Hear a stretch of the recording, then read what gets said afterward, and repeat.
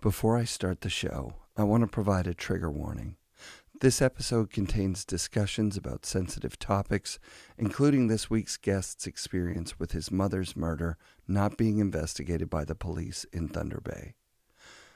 The content may be distressing for some listeners. If you find these kinds of discussions difficult, please take care of yourself and consider whether you want to proceed. If you need support, don't hesitate to reach out to friends, family, or mental health professionals. The FNRad Snowboard Podcast is presented by Skyview Campers, Never Summer's innovative take on the tiny home. Designed and built in beautiful Colorado, check out skyviewcampers.com. Wired Snowboards builds quality snowboards by hand 10 minutes away from my house. Visit wiredsnowboards.com and order one today. Fixed bindings are easy to adjust, long-lasting, high-performance bindings built to have less impact on the environment. Check out fixedbindingco.com. Rip Curl outerwear, strength, durability, and performance. Designed to search further in the snow, head to ripcurl.com and check out the Anti-Series jacket. I can't wait to rock this thing. The Boardroom Snowboard Shop, best selection, best prices, Vancouver's premier snowboard shop. Go to boardroomshop.com and use code FNRAD10 to save 10% off your next purchase. New Greens, 100% organic, vibrant green juice. Buy yourself some at newgreens.com and use code FNRAD at checkout for 20% off. And for a chance to try New Greens for free, listen to the end of the show. Support also comes from Mount Seymour, Grouse Mountain, Cypress Mountain, the Pro Standard GoPro accessories, and our friends at 1910. You can use code FNRAD at checkout for 20% off at 1910.com. The Haven's a center for transformational learning located on beautiful Gabriola Island. Plan a visit at haven.ca and use code FNRAD at checkout to save 10% of their Come Alive program. Court Larabee, or Blackbird, the English translation of his Anishnaabe name, which he uses when doing spiritual work, is a snowboarding powerhouse who's dedicated to raising spirit in the Indigenous community. He won Whistler's Rising Star Award, competed in the Amazing Race Canada 8, became a celebrated actor, all while helping run the Indigenous Life Sports Academy, an organization that brings Indigenous youth snowboarding on their territorial lands. Lately, Court's been bridging the gap between resorts, cat and heli operations, and the Indigenous people upon whose land their operations exist. He's an amazing snowboarder with an amazing story. Stoked to bring you this episode with Court Larabee. So it was winter. Grew up in a family that wasn't really, we weren't able to, go to the ski hill or play hockey, like the typical things that kids in Thunder Bay do to fit in the rest of them. But I went sliding over at this local kid's house, and he was known as the kind of like the black sheep, the ones like your mom's like, maybe you shouldn't be hanging around this kid.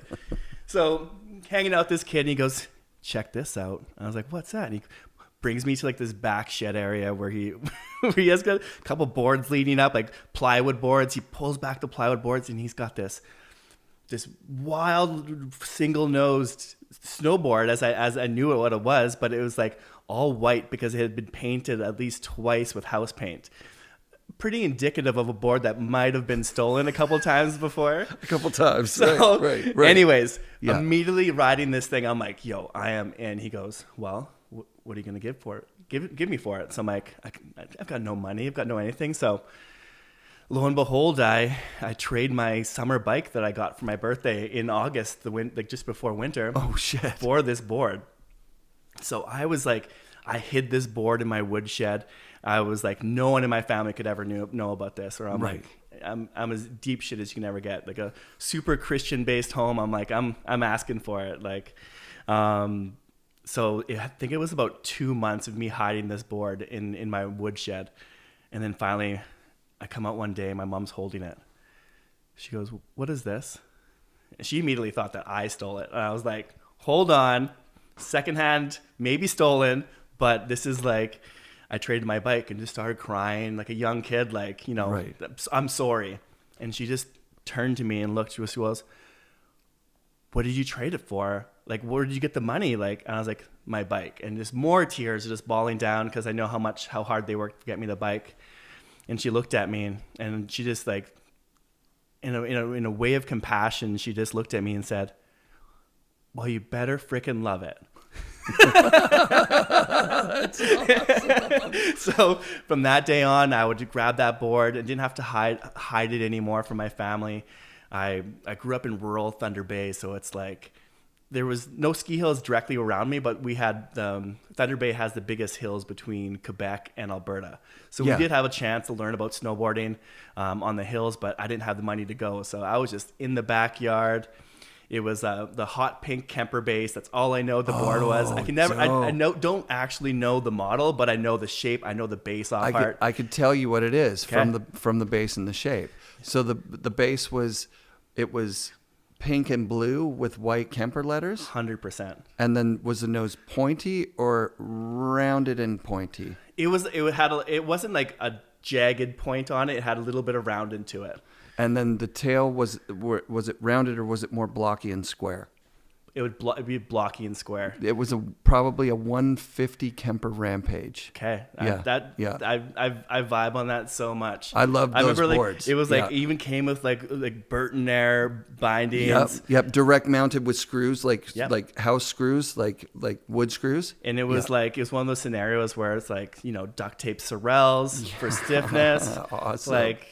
Like I'm old enough, like I was born in 82. So I missed the first rush in snowboarding, but I was able to pick up everyone's leftovers. When the industry died, I was there to pick it up. So it wasn't like a current board. There was like, at that point, there was like, you know, what would that have been? If you're born in 82, you're about 10 years old? Yeah, I think it might have been even like 11. Like I was pretty late to the game. So so it's an old board at that time, right? Yeah. But it's still like a functioning, like you could actually learn to snowboard on it. Honestly, people were like, well, like, you know, what brought you to like wanting to snowboard? I used to love sliding on the hill, and my move was like to stand up and surf on like the toboggans, whatever it was. I'm like challenging myself to that. So as soon as I got on the board and stood sideways, I'm like, I'm so familiar with this. Like, I grew up in like the only boy in a family. There were 6 sisters, so I was like crap. Play outside by myself kind of guy. Yeah. So like also a little bit of like, people who grew up in big families have this little tendency to show off a little bit to gain attention. Yeah, of course. And that was my move. So that's so sick. So when's the first time you go to a ski resort? Like, is this a little bit later, or do you ride the Kemper at like? No. So right. back then boards were still banned on the hills there, but I was able to I went for one day. They had the schools had what we called options back then, where you take a day off from school, you learn a different sport. And they actually had this one option where like, hey, anyone with prior ski experience, we have a ski jumping course. Shit, they're like, dude. Thunder Bay was known for their ski jumping classes. And I was like, you know what? Like, they're not going to check my prerequisites. Like, they already know I'm like a little bit of a wild child. So signed up for ski jumping, showed up. They had the skis and the gear, everything. And I'm like, God, I've got no fucking idea what I'm doing. And it was kind of funny in a sense too, because like we did the day there, but at the end of the day, I'm like, hey, this little jump's like tiny, like I can do this. I'm looking at this next size jump up beside us, and I was like, I told my coach, I'm like, I want to hit that. He goes, no, there's no way you're gonna hit that. And later on in life, like a couple of years ago, when I watched that movie, like Eddie the Eagle, whatever it was, where he like steps up and goes and crashes. Yes. That literally could have been a playback of my entire life, because like coach comes back after taking a washroom break.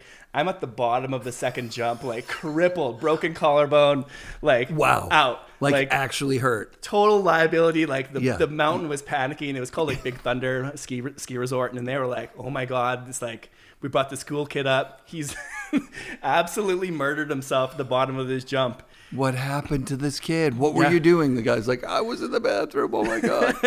So that was like my one and only experience in school of going out and riding and skiing. But that got me onto the hill. As soon as I was like, you know, out of that school age, I was like, okay, like board on.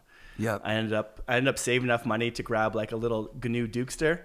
Perfect board. What a great board. Yeah. And that was like, that started my love of like, I know GNU was separate back then, but like my love of like connecting with Mervyn all began then. Of course. Yeah. Yeah. There's a feeling of family at Mervyn that it's real, because Pete and Mike have always been Mervyn. Yeah. The whole time. And when those, like even the ads for those Dukesters, Skidders, like the boards were just, it was nonsense, but it was fun, you know? And I think that I don't know, I haven't paid attention to Mervyn lately, but I think that they've constantly been pretty true to the like quirky, neat, arty vibe. Yeah, I've always just seen that company and other companies like that is just like loyal to the core of what we are. Yeah. It's like the reason why I wasn't a skier or any of that choice is because like, you know, I like self-expression. Like if you're a skier, there's a certain way to do things. There's like, you must do this. This is your form. And I was like, I'm out. And like Mervyn's always kind of had that attitude where like, keep it fun, keep it quirky, like just like how you mentioned, but it's like, the people who support GNU and LibTech are like, they're lifers, and there's a reason behind that. And I don't know, I often attract myself to people that are core to the sport, like yourself. So thanks for saying that. Yeah. I have what I would call an imposter syndrome, in that, you know, especially lately I've been comparing myself a lot to, you know, the bomb hole, and Jody Wachniak just went on there. He's the airtime guy. Mm-hmm. But on some level, it feeds this idea that, well, Jody's really core. He's a part of the real community. You know, bomb hole's really the thing. I'm over here, you know, being this guy that's looking and a super fan of it while not being in it. But then there are other times where I'm like riding Whistler with Ken Achenbach, or I'm riding down in Bear Valley with Blaze Rosenthal and Corey Smith, that I'm like, or Chris Roach, like I'm going, okay, I am in it. For sure I'm in it, for sure. And I think that the core does actually include a community of misfits from the beginning, and then anybody now that falls in love with snowboarding, that, you know, no matter where they're from. Yeah, I mean, obviously the theme of imposter syndrome is going to probably play into your story a little bit here. Maybe we even just go straight from the beginning, because before you were with your adopted family in Thunder Bay, you spent 3 years with your birth mom. Yeah. Do you remember any of that stuff?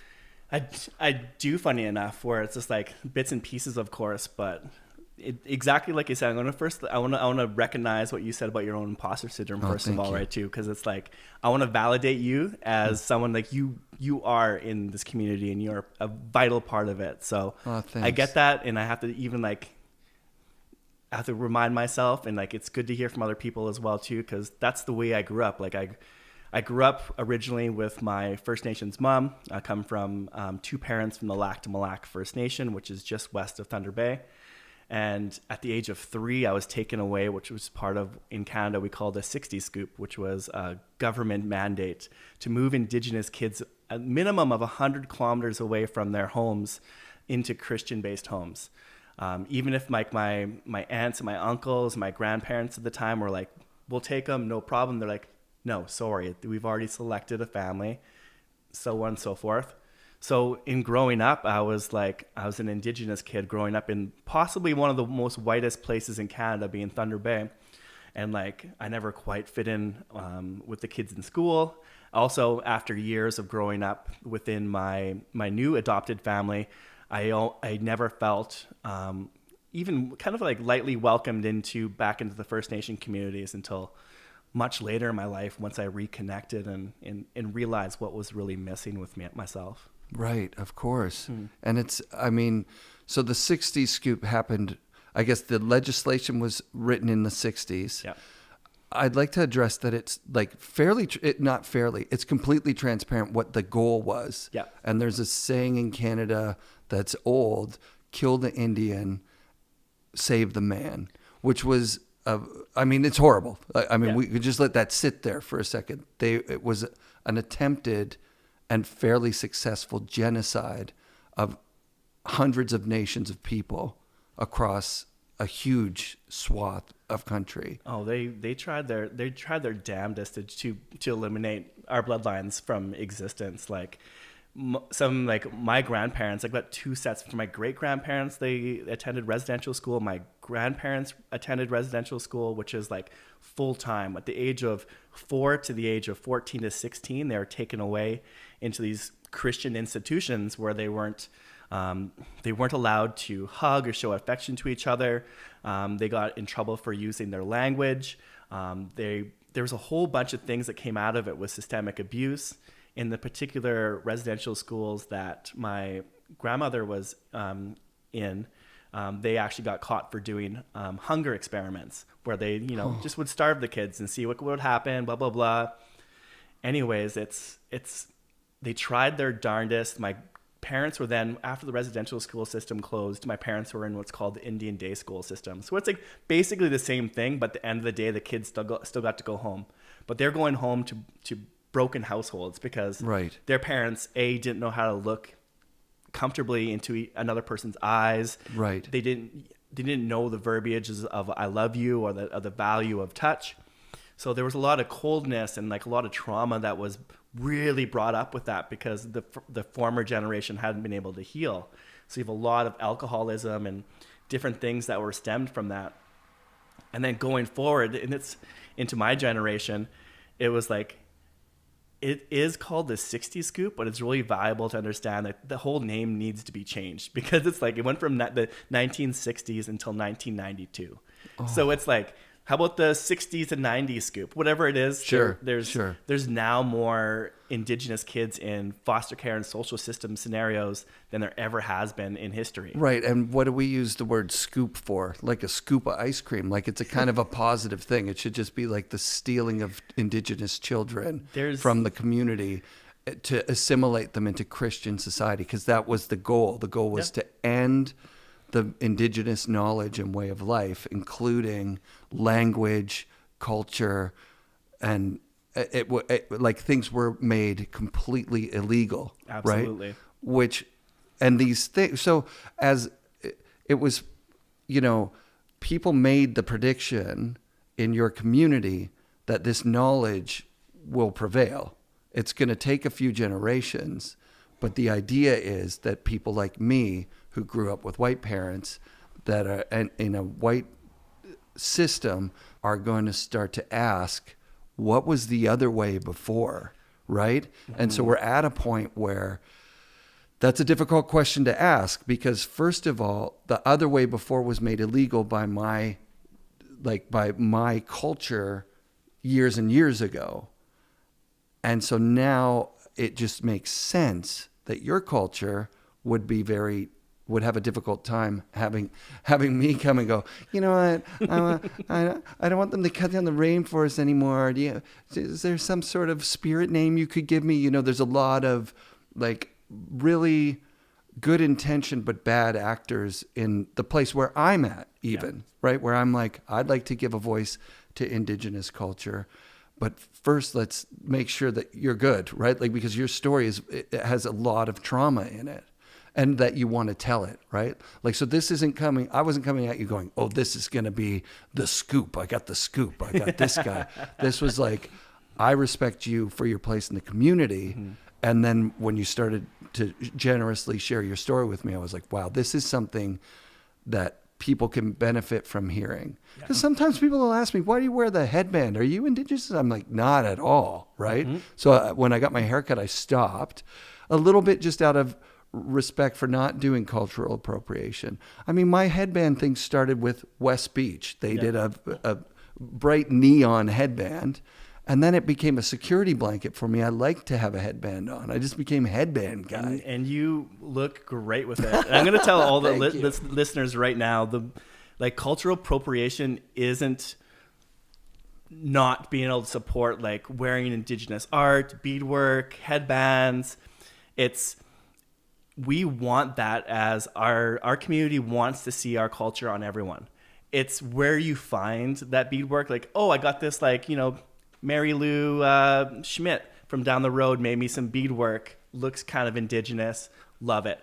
That's taking our culture and supporting someone outside of our culture And that's really where the problem is. If you got authentic gear, like the dope headband you have on right now that that you made, and thank you very, very much. You're welcome. Amazing. I was just like fluff myself there on that Yeah. one. But well, by the way, it took like over a year. I think I asked you very willy-nilly. I'm like, hey, man, that looks great. I'd like one. And you were like, no, I don't have the energy for that right now. Yeah. Which was also a kindness that you showed me in being honest. A lot of times people, especially in our new normal, will just ghost when there's something uncomfortable coming up. But you were very honest about it. And to get it, I wasn't expecting it. And it became this huge thing for me that I was like, oh my God. I showed my wife and she's like, are you shitting me right now?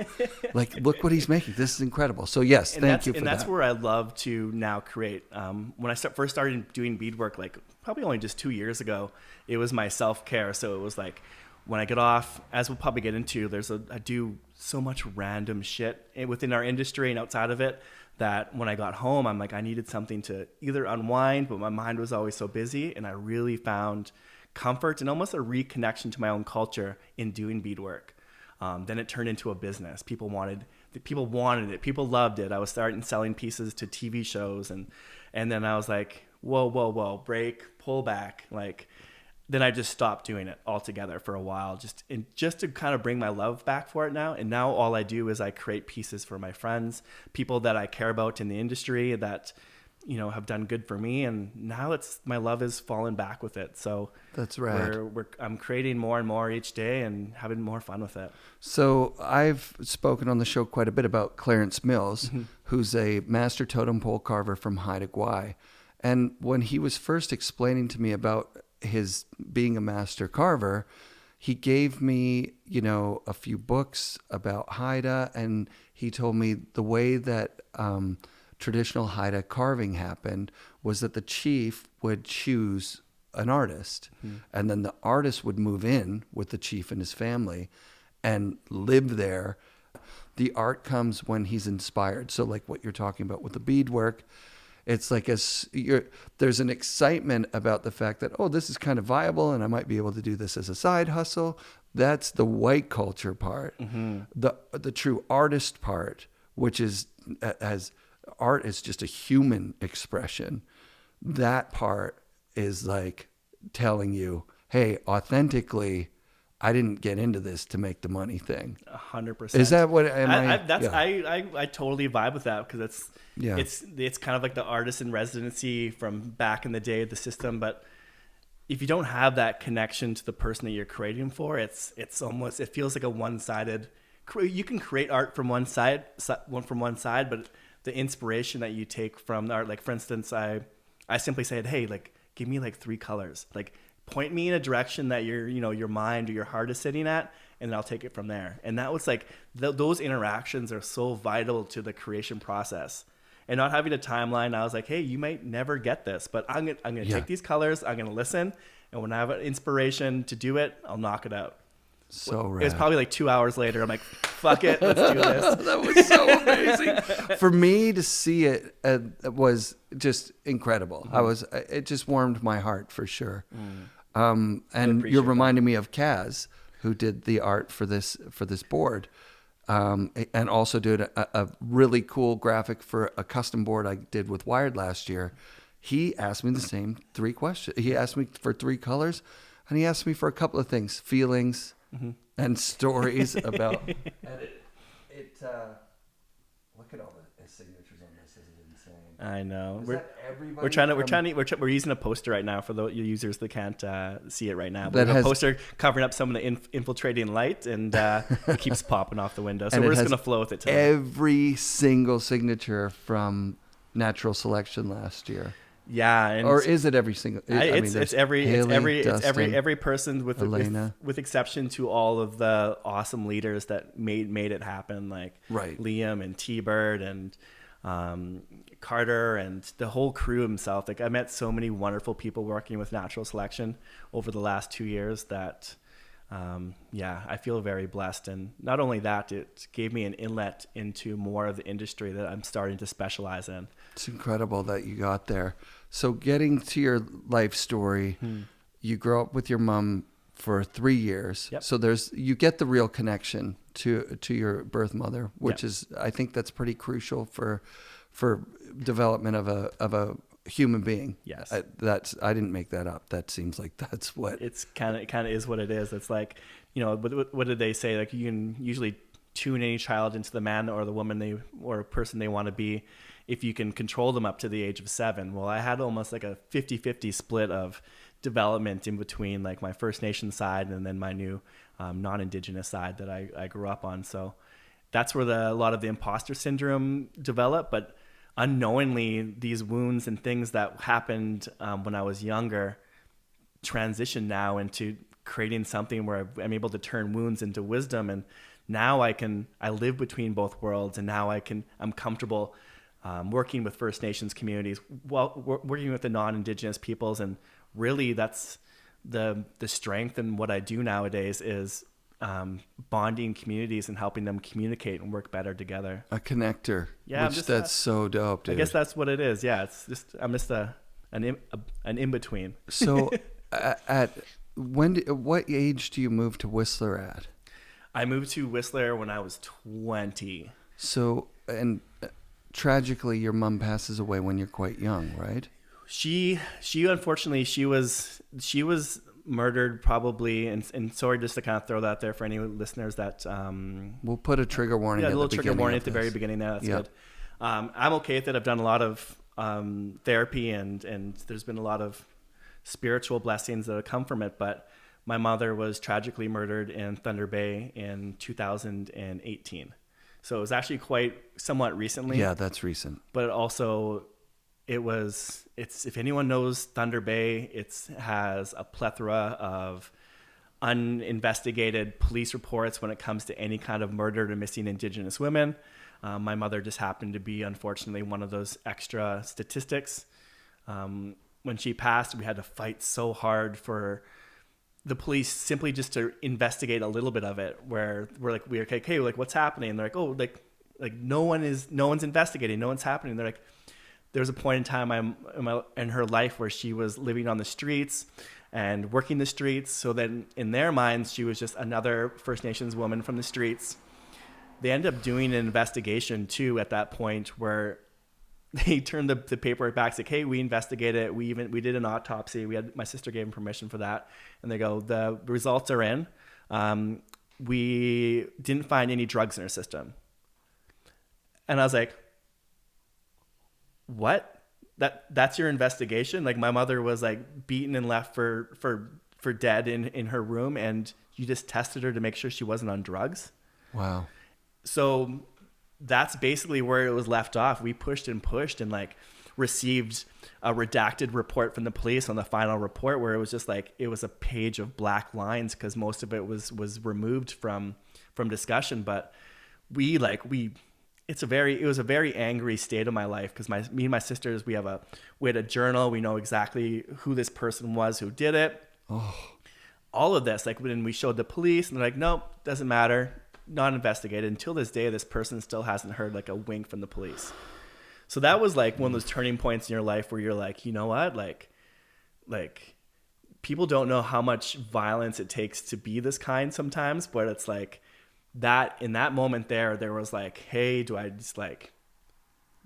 go rogue? And in this point of time, there was just this overwhelming feeling, and this is where I really knew my mom was with me, where it's just like, no, this is not what I did. My mom, all throughout growing up, we stayed in connection with my mom, which was like one of the biggest blessings, even after I was taken away, and like not even knowing the hardships that she had been through in life, she always had the biggest smile on her face. And like that's the vibe that I carry forward. And that's after she passed,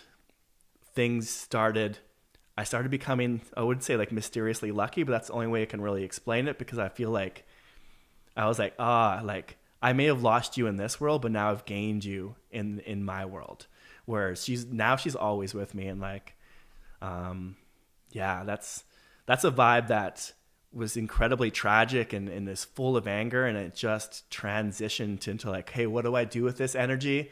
And it really transitioned to like, hey, now let's do more with helping kids. Let's do more with everything to do with my culture. Let's heal this freaking world so no one has to go through the stuff that my mother and grandparents had to go through and other kids' parents have to go through. It's like, let's end these final generations of pain with a round of healing. Right, right. So, I mean, this is, such a big part of your life, and thank you for sharing it with us. You're very welcome. And it's actually a very big part of Indigenous culture across Canada. Mm-hmm. And so thank you for helping people understand that this isn't just, they're drunk, they're on drugs, they're marginalized systematically. People that are victims of just the most incredible trauma are not getting sympathy on the street. They're getting looked down upon. And right? like, it's one of those cliches too, where it was a learning experience for myself, because you always hear like, you never really know what people are going through. You can never really judge them when you see people going through, there's different scenarios. And that was like a later lesson that really was impactful for my mom, because like I mentioned, whenever I saw my mom, she always wore bright red lipstick. That was like one thing me and my sisters always remember. Because I was actually adopted with two other of my sisters.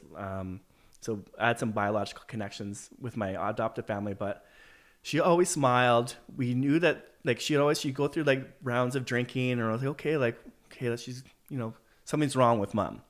And that's how it always was. And it turned to a point where I'm like, she drinks too much. I had to push her away, blah, blah, blah. And we distanced ourselves a bit. And after she passed, there was a really transformative moment where I was talking to my biological dad after I reconnect with him later on in life. And we can get into that later, but he goes, do you even know what your mom's story was? And I was like, barely, because she would never talk about it. I don't know her pain. She goes, your mother's like absolutely A, one of the most beautiful women I've ever met. And then B, someone who's gone through the most hardships that I've ever even imagined, and don't even know how she's still living. How can someone who's been through all of that come up and smile every freaking day? And that was like something for me. And I'm like, that cliche of not knowing what someone's going through and even prejudging them. And like, we went like, alcoholic, whatever.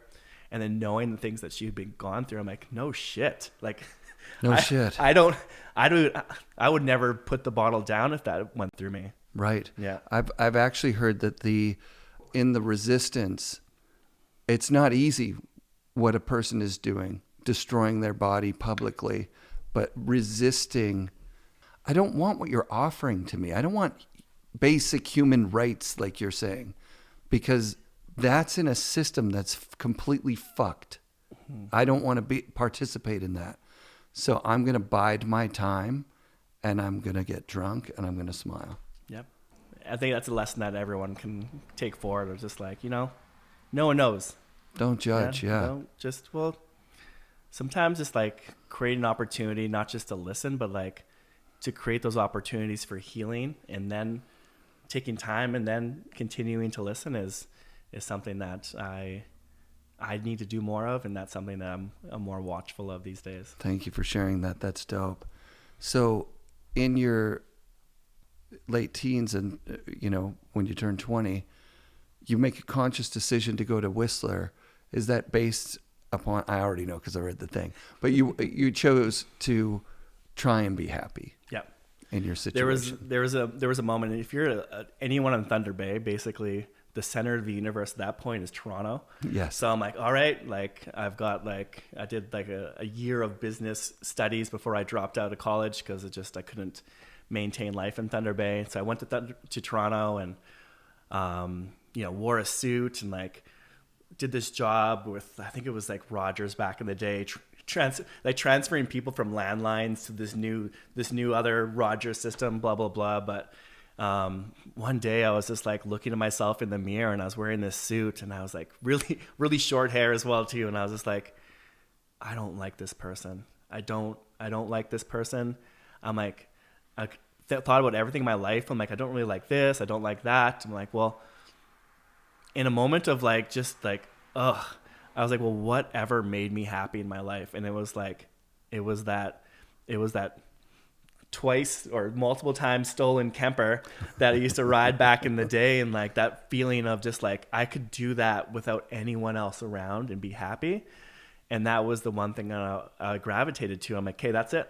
That's like within 2 weeks, I gave away my suits in a poker match with my friends in Toronto, and I Googled which ski resorts had staff housing. So it was like a toss up because I was originally going to go to maybe Canmore, Alberta, but their staff housing wasn't as robust as Whistler's was, and I was like, screw it, we're going to Whistler. Sick. And it's never been looking back ever since. I've upon arriving to Whistler, I found community. I found people that were core with the sports. I got wrapped into a really wonderful pod of snowboarders because I taught snowboarding back in the day. It was kind of like the misfits of Blackcomb Mountain. And if anyone's ever knows this area, it's like they push off this little group of this little pod of snowboarders that were like, you couldn't really fire us because we've been around long enough. And most of them are like really core into the industry. But there was like one of my mentors and bosses, his name is, everyone knows him as Ratty, but his name's Aaron Brown, and like just core as core gets. Our trainer back then was Wes Makepeace. If anyone knows Wes Makepeace, like you can never feel insufficient enough when you see that man ollie over something and you're like, well, shit. And like these connections of like just snowboarding, the core people industry is where that all began. That's where I first got to meet Jamie Lynn back in the day, and like Sick. just being connected to not just snowboarding, but like, you know, the real snowboarders from yesteryear that were still doing it to today. And like, I was like, this proves to me that I can do this for life. Rad. Yeah. And like that just snowballed into, you know, my next evolution of where I took snowboarding. So what job did you pick when you got to Whistler? Oh, I was originally just like did anything, like any kind of random snowboard bum, like sales, retail shops, rental shops. But then I really got into, I was just a regular everyday snowboard instructor. Yeah. Landscaping in the summer times and construction work in the summer times, just like most people. But when I was working this construction job, later on, I met someone by the name of Justin McCutcheon, and his wife is Chelsea McCutcheon, who is an absolute awesome role model in our Indigenous world. And I was like, Justin, did you tell me that your wife works with a First Nation snowboard team? And he goes, yeah, they're rad. They've been around for like 5 years at that point. They were founded in 2003 by an amazing man by the name of Aaron Marchant. They said, hey, like, I was like, how can I help out? They're like, well, just show up to practice. So I started just like, you know, shadowing this group, and immediately found a home with them. Seeing like Indigenous kids come to the mountain, and then there's Indigenous instructors ran by an Indigenous person. Like this whole world was so foreign to me because there was no snowboarders that are Indigenous when I grew up that I knew of. There's no one in the industry. There was no one in the shops that looked or felt like us. And I found that immediately. So I don't know if it was a trauma response or something that people do, like in my scenario of like, but I kept on saying yes, kept on being like the yes man. So yeah, I eventually ran the Whistler team, and then ran BC, and then ran nationally. And then after several years, and I think I've always forgotten the date by now, but it's like maybe around 2017, I became the executive director of the program. At that point, and we'll do some little background on the First Nation snowboard team. It was created in the precursor to the Olympics. Olympics were going to be in Vancouver, and the Squamish Nation and the Lillooet Nation got together, and that's like the main nations in Vancouver and just west of Whistler, just north of Whistler. They said, well, if we're backing the bid for the games, we want an opportunity for our kids to be on the hill. Cool. So it's like, you can't have the games without us, basically. So they started off with 10 kids from the local area. They said, if you guys don't drink, don't do drugs, do well in school, we're not only going to give you a pass, we're going to give you a season's pass. We're going to give you gear. We're going to give you a minimum of 10 days of coaching. And then we're going to give you these pathways to be competitive snowboard. They basically were like, we're going to go and we're going to start sweeping podiums. It was a beautiful model. it snowballed into starting teams all across Canada. The model was working really well, and yeah, it became a home for me. And eventually, when I was able to take control and gather support for what I found was more important in the sport, where, because falling back on my core snowboarding days, I was like, honestly, guys, like, looking at the funding model for competition and what we're actually doing here, it's great and all. Like, these 2 or 3 kids that are really excelling, it's awesome that we're giving them a platform to be awesome. But I have a sneaky suspicion that even these 2 or 3 kids, without the talent they naturally have, they're gonna make it regardless. What are we doing with these other couple hundred kids now that, you know, we're not focusing so highly on? So I was able to successfully convince the board to drop competition and to flip our funding model to help more of the actual youth that needed the help. So that's kind of some background on the First Nation snowboard team before we transitioned. That's really cool. So when you transition, does that turn into the Indigenous Life Sports Academy at that point? Yeah, so basically, I always had in mind to do so, but when we dropped competition from our snowboarding model, here's the funny thing, where it's like we lost all of our sponsors. So right, there's and you know what? Fuck it, I can throw them under the bus because they're not even a part of it anymore. But RBC backed out. We don't receive any more federal or provincial funding because we're not a competitive sports team anymore. Wow. So we went from, like, you know, in the upwards of, like, I think they're making like 200,000 and to support the kids every year. We dropped down to years where we were doing $30,000 to operate all year round. Oh, and wow. having a couple hundred kids in the program. And it was tight. But then we started having this rebirth of, like, other brands starting to support us. We had, like, Jeff from Baldface, and we have these other people stand up and realize what we're doing and, like, you know, the coreness of what we're trying to do. I was like, thank you. When COVID hit, Whistler Blackcomb and all the local mountains, Grouse and Cypress, and we were at 7 resorts at that time. We closed operations early that year because, you know, hills are closed. That was an opportunity where we still had money left in our budgets. Cool. And I said, oh, I know exactly what we're spending this on. We're going to take the exact same model that we did so well with snowboarding, and now we're going to do other unstructured non-team sports. So we moved into skateboarding. We now offer skiing. So we're trying to be inclusive on the mountain too. Yeah. We do rock climbing, mountain biking. We have cross-country skiing programs. We have opportunities now to do archery and different things where we want to focus on activities and sports where, for our community, it's not about the podium or the medal or the coolness. It's about saving kids' lives and really aiding their mental health and having suicide reduction. Because if you're going through shit at home and, like, things are going on, you can go and pick up your skateboard or grab your snowboard or go on your bike or whatever it is. These are the activities that we focus on because they have the highest value and return of lives. Oh, wow. I don't want to say anything. I want that to sink in. That's just incredible. So this opportunity that you found, and I think at the beginning you mentioned, you know, like magical luck, or, you know, like mysteriously lucky. Well, as you transition into this space, mm-hmm.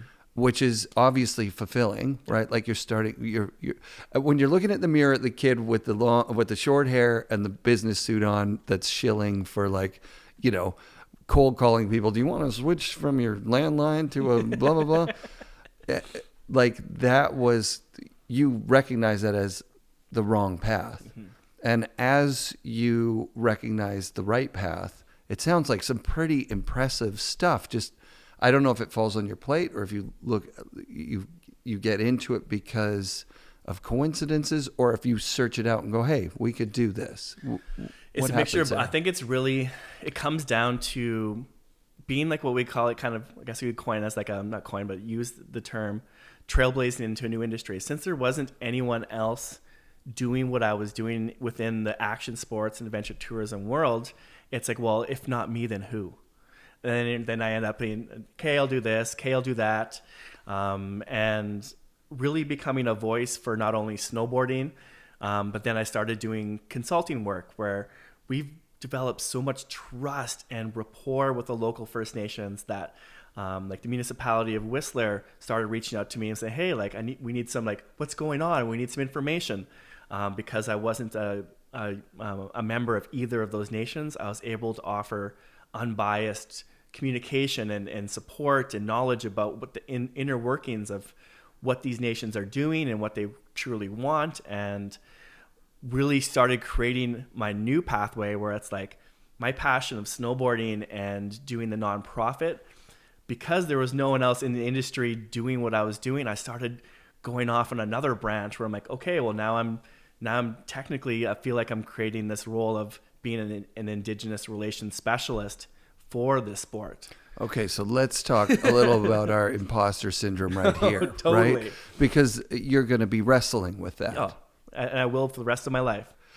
But then also doing this work and having the trauma that you've gone through, like pushing through that trauma, I could imagine that's pulling you back a lot of the time, going like, why should I help these people understand these people? Mm-hmm. This is a fucking nightmare.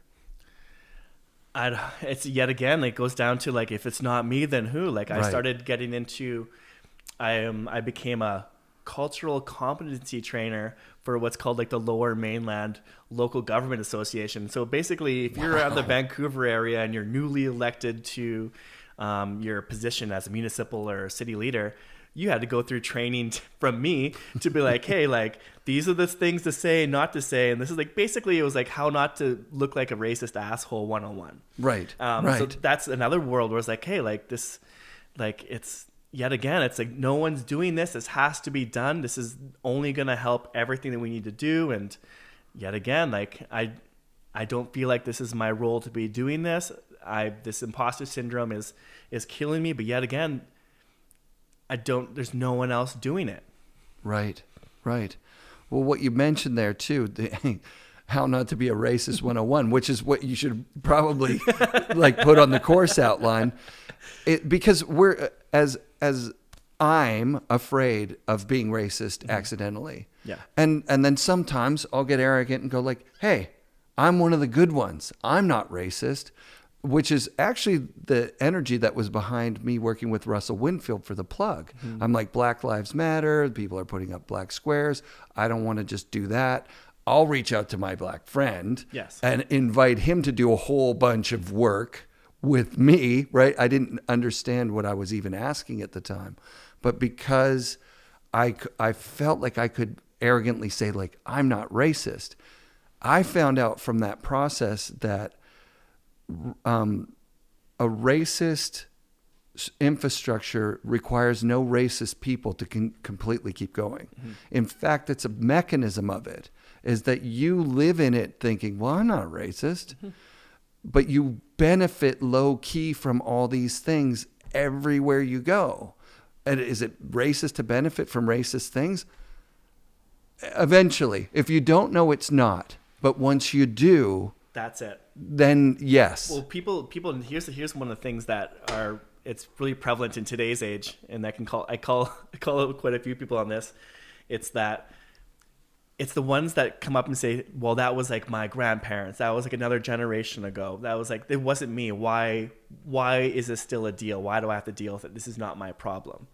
Where it's like, okay, like you're brushing off something like this as not yours, but you're really quick to hold on to everything your grandparents and your parents have built for you in this privileged world. You might not feel like this is like you actively or a part of the destruction or genocide of our people, but in not realizing this is where all of your existence came from here in Canada, and you're not recognizing that's where it's like there's a lot of they need to look hard into the mirror of like, you know, where their privilege actually came from. We do. And I'm speaking on behalf of anyone who's actually asked me that as well. Like, well, I'm not racist. So, and also isn't every culture around the world has been conquered at some time? We won, they lost. Like, can't they get on with it? And that's another thing too, that I wanted to quickly point out to you and get me all fired up on this stuff. Yeah, good. Is that the fact that this land that we call like the Turtle Island here has never been conquered by war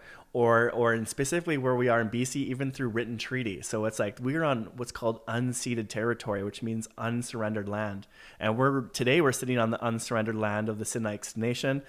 We have other beautiful Indigenous peoples in this local area in Nelson, but this area has never been given away through formal agreement or through surrendering, and it still is prevalent to today. So it's like that conversation, that European mentality of like, oh, things change, things have been different, conquered over. Nah, we've never been conquered. We had agreements all throughout Canada through treaties to say what we're actually doing.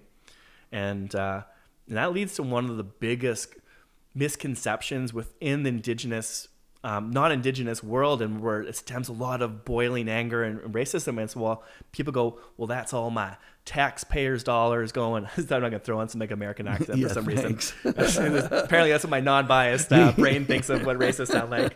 Yes. They go, that's all our taxpayers' dollars. They blah, blah, blah. I'm going to let everyone know here to simply just research the First Nations Trust Fund. So I think it was in 1880 or even 1860, possibly before that, there was a deal with the Crown, and that they transitioned the ownership of the land and all this stuff in treaty area, and they developed a trust fund. They sold it, and that trust fund is in the trillions of dollars. So every single education or healthcare things that we traded for the use and the destruction and the pillaging of our resources, all of that money went into a single pot controlled by the Crown, and all that interest that we gain every single year, which is in the billions, is what supports not only our growing support systems, but also has been used for the development of like the CN Railroad and different things that actually created the whole of Canada, where it's like, hey, like not only it's like not a single dollar of your taxpayers has ever gone to us in this sense, we actually helped create Canada unknowingly to your own, to your own missatisfaction. Wow. Okay, I've never heard that before, and that's incredible. It's a huge dinger where it's like if you just study this trust fund and understand, and that's where like people probably go missing, and where it's like if we talk about it too much in our world, people are scared to bring it up and question like, hey, excuse me, Crown, like can we have an audit of our trust? Right. Where is this trust? Right. There's a lot of rumors spilling around where it's like, was this trust the original bank bailout back in like, a decade ago? There's a lot of questions where a lot of money has come from in Canada. Right. Where the last recession didn't hit us, blah, blah, blah. But like, if you understand the First Nations Trust Fund and did a little digging, it's, we could open a deep rabbit hole of, scandalous shit. I feel very confident that the colonization of Canada in particular has this weird trap. It's that Canada tried genocide. They attempted a genocide of many nations of people across the country, but like a complete genocide. But they're a law-abiding. They came over here saying, like, we've got this structure that really works. It's an economic structure. There's laws. There's court systems. There's treaties. There's binding things. And if you've ever been in, like, at an actual court where you're like, hey, officer, I want to say I wasn't speeding. It's very formal. Yeah. The judge just asks you, were you speeding or not? Mm-hmm. And you go, well, I was, but... And then he goes, okay, we're here to decide whether this police officer gave you a speeding ticket lawfully or not. You were speeding. He gave you the ticket. You owe the money. Get the fuck out of here. What are you doing trying to argue that there was, well, my wife was pregnant or whatever? You can't. It's like the law is the law is the law.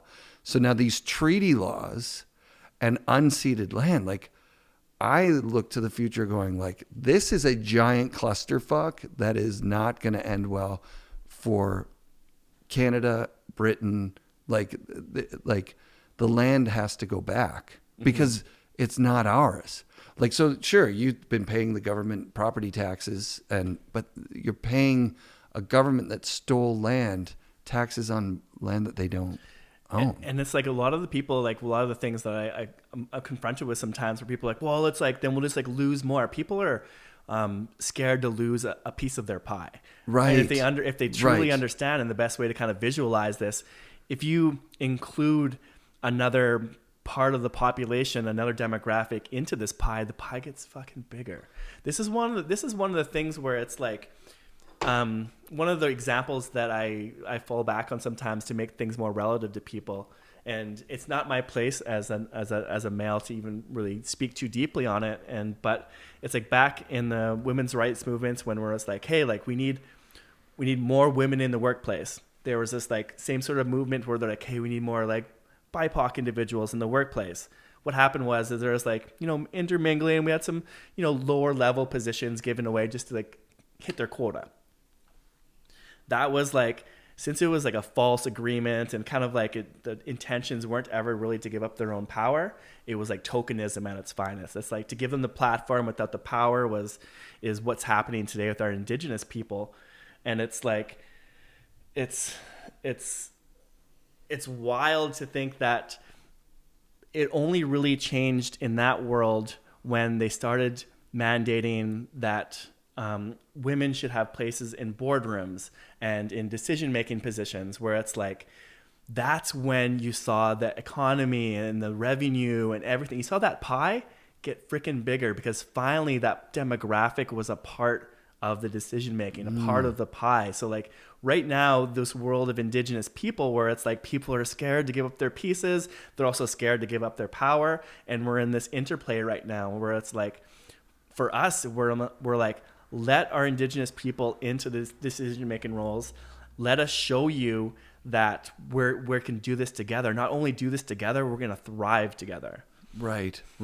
So there are some very positive things going on in the world, within the economy of Western civilization, that are, they get your attention and they make you feel good. I think, and I'm butchering this, but somewhere on the West Coast in California, the traditional land keepers of that place, the nations that lived there before colonization, acquired like a big slice of a mining tenure. And so they were just going to work within the regular economy. They were going to cut down the trees on it. And then there was a program in place that was like, hey, if you don't cut down the trees, we actually pay you a carbon credit to not cut down the trees. Well, what they did then was they didn't cut down the trees, but they restored the original flow of the rivers so that it wasn't straight, it wasn't fast, and the meandering of the rivers brought back fish, and the fish brought back the wildlife, and the wild forest returned. That to me is like at the core of where we want to be. Like we're facing global climate crises all over the place. Overcrowding at ski resorts is happening everywhere you go. People, burning fossil fuels in just like commuting to work, all these crazy things. So if what we really want is to return to something more natural and more healthful, which you hear a lot of people talking about, healthier food, healthier systems.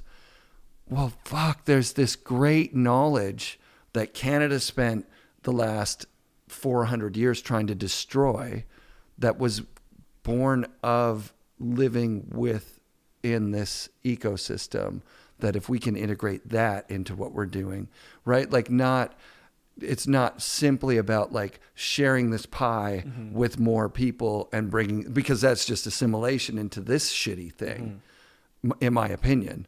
It's also about integrating incredible knowledge of how to live with other people and with other non-human people around the world. Other, like the tree people and the bird people and the fish people. Like that shit's, to me, I'm like, I love that idea. That sounds fucking awesome. I do too. Yeah. So I think one of the most inspiring things I saw on your CV was that there was something at Whistler Blackcomb about what was it? There's you get this Whistler Blackcomb position that's just, to me, learning about it today, I'm like, holy shit, hooray! Like, wow, that's fucking awesome. Yeah, so this is where my career took a definite like directed approach into where I am today, basically.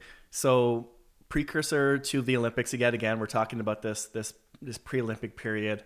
In order for the Olympic Committee and the city of Vancouver and everyone to have backing for the bid, they had to get the permission of all the First Nations. A part of this was an opportunity where Whistler Blackcomb at this time, this is before it was Vail, it was under the direction of Doug Forsyth and Dave Brownlee, who are really good, not only allies in our world, but good accomplices as well too. So I got a lot of respect for those two gentlemen. Basically, they created the first ever agreement in Canada, and I'm pretty sure in the States as well too, where it was two First Nations that would often battle it throughout history up to that date. The provincial government in the form of the Mountain Resorts branch, who approved recreational tenures and anything tourism based in BC, and then a private company.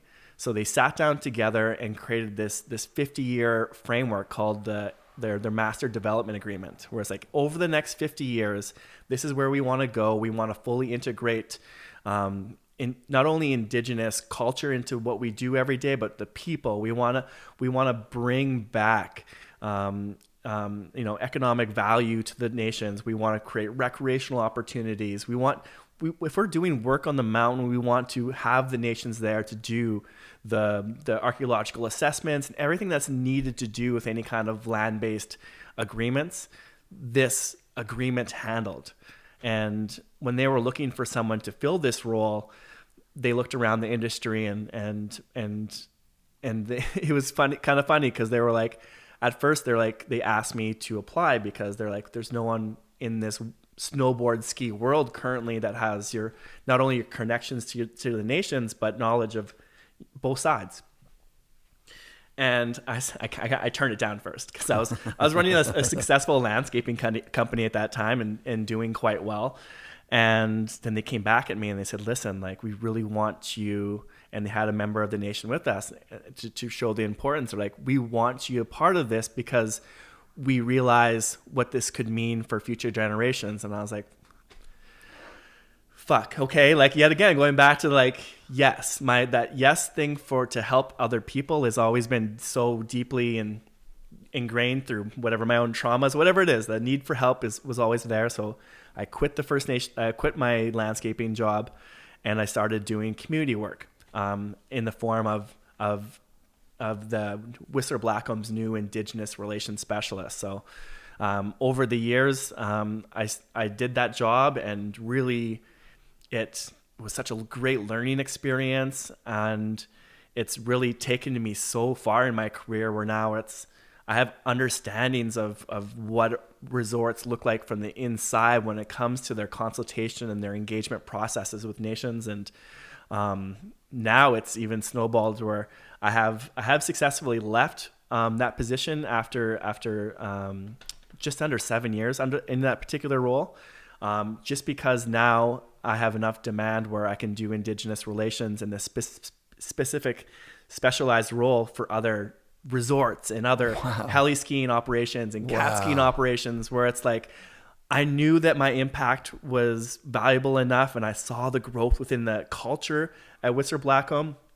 We were able to, like, if you saw what Whistler Blackcomb, which I'm sure you did, look like before we started on our project and after, now we have gondolas wrapped in not just First Nations art, but authentic art from like the local people. We have more Indigenous people riding the hill than ever before. We have more workers there. Like Whistler Blackcomb had a couple issues where it's like, in other resorts they used to go to Australia and other places, the UK, to find employees. Well, guess what? Like running up to COVID and different things, they were still like, hey, housing's a huge issue now. What are we going to do?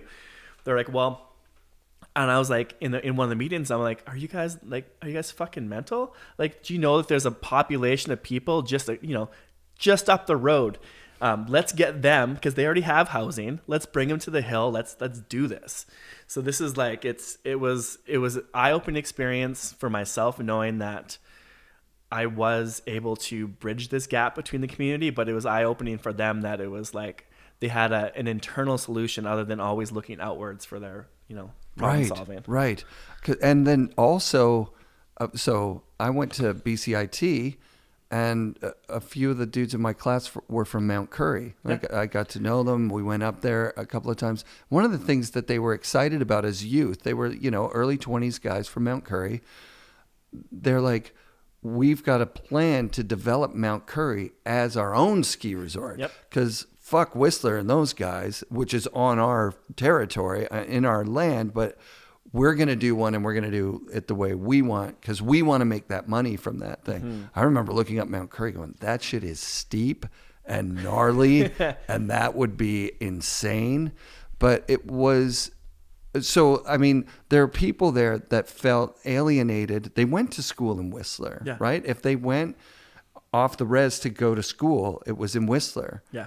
And then when they'd come back to the res, they were picked on and said, oh, yeah, okay, Shama, like, now you're the fucking problem, right? And that's where that's literally like, that really ties into like my first questions I asked members of our snowboard team at that time when I started the role at Whistler Blackcomb. Like, hey, what does Whistler feel like to you? Does this feel like home? They go, no, this is like so far from what we feel is home. And that became like my mission. Like, okay, this is like beyond like what, the powers that be want me to do in this job. My one key role is to make sure the nation members, first of all, realize that this is their home. This is their territory. This is their fucking land.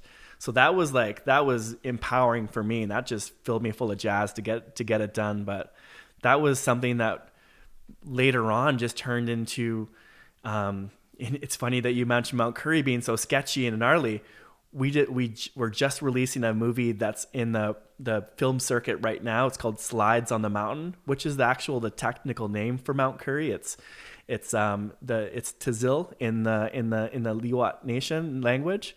But it means slides on the mountain. And we just trained 2 of our skiers from a very novice level to be good enough to tackle and shred that mountain. The mountain that they look at every single day in their backyard, we now have nation members that have shredded that mountain. And I really vibe on sharing that documentary with the world when we're able to. That's so rad. Yeah. Yeah, what a spot. Yeah. We would go up to 16 hot springs when I moved out here. I love hot springs. They're awesome. Mm-hmm.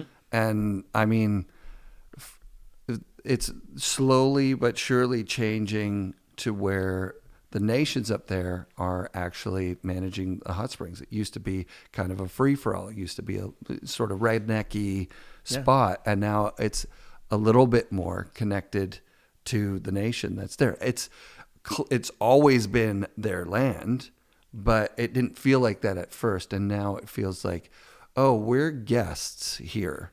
Yeah, the Skohomish and the Liwat nations, they have what they would refer to like in the regular world as a biblical flood stories, where they have the Squamish have areas on Tantalus Mountain where they show where the old ropes were, where they tied off when the waters raised so high, where at the top of the mountains, like they're like they've been in that area since time immemorial. And that's like what we're seeing now in the resurgence and taking more power back in the management of their lands has only become prevalent, because at first they were just trying to heal. We were just trying to get out of residential school systems, day school systems, 60 scoop systems. But now what we're seeing now is I don't like using the word empowerment, but like a raising of spirit happening within the nations, that now they're like, okay, like now we're healed enough. Now we're looking we're not trying to look inward enough. We're now looking outside and what we're doing. So now we're seeing, because it's rightfully, they can make decisions for themselves and they can manage their lands, and that cusps on another area that I'm starting to work in now, where it's like currently, like how the systems are working with like heli skiing operations and cat skiing operations and ski resorts, it's like they typically go through this provincial system where they have to pay off ministers in the forestry and all these different people along the way in this like red tape, bureaucratic, settler world. And now the reality is that cat skiing operations, heli skiing operations, and ski resorts can work with their local First Nations communities and create land use agreements with the province and circumvent all of this, old system. So it's going to be kind of a battle going for the next 10 years, but we're just starting now where I'm creating almost like another trailblazing career for myself because yet again, if not me, then who? But now it's like, if it comes to, we can have an opportunity to work with all of these lovely operators and people who create these recreational opportunities for our youth to partner even closer with their nations to create better experiences, to have easier land use agreements and everything along the way. And it's like, it's beautiful to see where the world is taking us. And I first thought the provincial government was going to be kind of, standoffish on what we wanted to do. And I proposed, and I've got a close working relationship with the Mountain Resorts branch. And I pulled the executive director aside one time and I'm like, listen, Jen, friend to friend, I see this opportunity to work and be a consultant within the, heli skiing, cat skiing operation world and ski resorts to do exactly this, to circumvent the old ways. I'm like, is this possible? Because tell me straight up before I feel this is real and other people in my world are telling me it's real. I want a systems check. And she goes, absolutely. She goes, and honestly, she goes, if things ever change in my role here, she goes, I would join your team. Whoa. So now I was like, okay, imposter syndrome again. So I'm like, oh crap. Like, I'm not a government politician or like any of those people that, can do this right from the get-go. But now I'm like, I need to learn all these systems. And I'm currently every new consulting gig I get is different in the sense, but I'm consistently feeling like it's not my place, but there's no one else doing it. Amazing. One of the points you said in there that I'd like to address is, to me, the story I'm telling myself is that you are, a multi-dimensional person with ties in both worlds. Mm-hmm. And when you said, I don't like to use the word empowerment, I like the raising of spirit. The empowerment model, it just in my mind felt like you're talking about, let's empower these poor people that don't have the ways of the smarty guys over here, mm-hmm. as opposed to like, we've been crushing spirit for so fucking long that when you see something like your spirit rising from, your amazing story, like, how could you not be excited about that? Like, that's fucking cool. That's not because somebody gave you an opportunity within this economic system. You're battling with yourself going, is this really possible? And as your spirit is lifted, the challenges become broader and greater and more meaningful to more people, helping more and more people. Whoa, dude. Yeah, wow. It's a responsibility, but it's almost like it's like, yet again, it's my calling. I don't know what I would be doing. I don't know what I would be doing otherwise. And it's like, that's for nothing.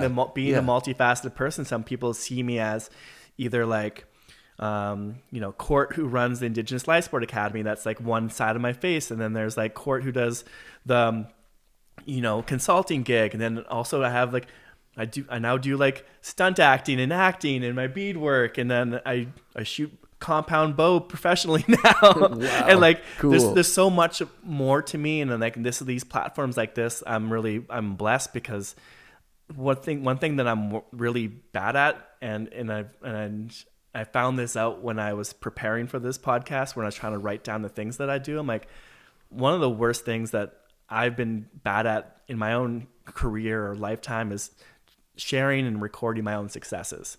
And that's something that it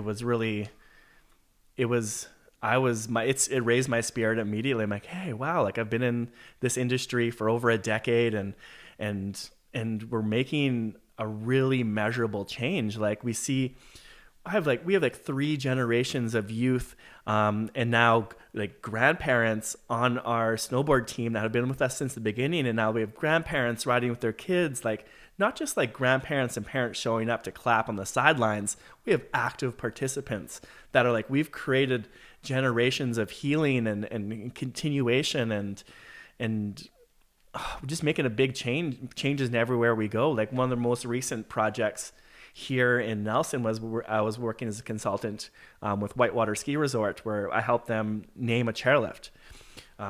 Sometimes people start off and they may have an idea what is a good idea, and don't have the right people in the room. Well, they were gonna unfortunately name one of their new chairlifts after a part of the peak that's called the White Queen Peak.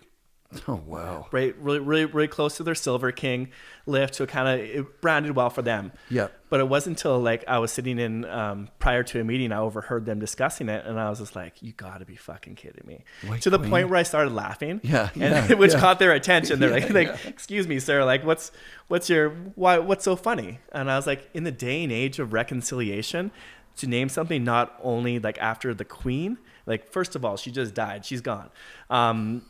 To name it after like the White Queen, I'm like, you guys, not the right way to do it. So instead of just poking and like adding criticism, I was like, okay, give me 2 weeks.